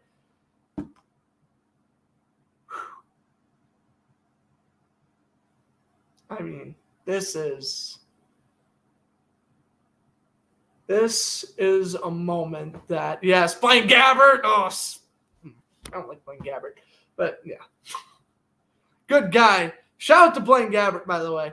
Hate him as a football player, but good guy. He saved that. What was it? It was a helicopter crash or something in like the ocean, and like he helped save someone. I know him and his brother helped save somebody. I forget what the story was, though. So shout out to Gabbert. He's a really nice guy. I don't like him as a football player, but he's a really nice guy.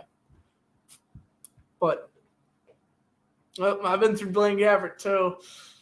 Last year he was on the Jaguars, was 2013, but I do remember one game where he played awful that year. But we ain't talking about the awful past, man. We talking about present. And that is the Jaguars are playing football next weekend, bro. I'm so excited. The stadium is still full. Oh, my God. The stadium is still packed. That is crazy.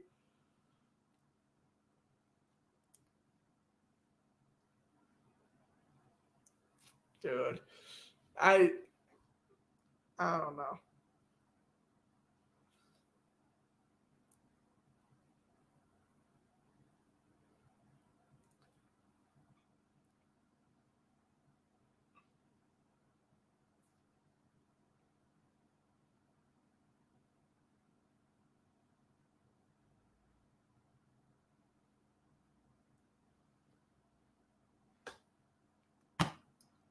Dude, I'm the happiest man on the planet right now. That's all that needs to be said. How the Bruins doing? They can't, even if they're losing, they're not even ruining my mood. No Bruins regular season game's gonna ruin my mood over the Jack. Oh, they're winning 2-1. That's awesome. And they're winning. Good stuff. Dude, this is fun. And yeah, whenever they lose, whenever they get eliminated, no matter how far they go, I'll be sad, but I'll be really happy too because, I mean, I'm not gonna lie to you guys. When we beat the Raiders, what was that? Week 10 when we beat the Raiders? Week 9, week 10? Yeah, when they beat the Raiders, I mean, dead honest with you, I thought that was gonna be the Jaguars' last win of the season. Little did I know that that game will lead to another incredible finish. And they came back 17-0 against the Raiders, by the way. Came back against Vegas, came back against Baltimore, came back against Dallas, came back against Tennessee. I mean, it's incredible, but I hope you guys enjoy your evening. Maybe not as much as I will, but I do hope you guys enjoy your evening. Titan fans, don't be concerned. You guys are injury riddled. It's still a very good team. Do not fire Todd Downing. Don't fire Mike Vrabel, but fire Todd Downing. That's my only suggestion for you guys. And better luck next year. But you guys have had your playoff success. It's time for the Jaguars to make the playoffs and see what we can do. But hope you guys enjoyed the video. If you did, the like button. I will see you guys next week. They'll be playing either the Chargers or the Ravens. And will be the Jaguars' first playoff game in 5 seasons.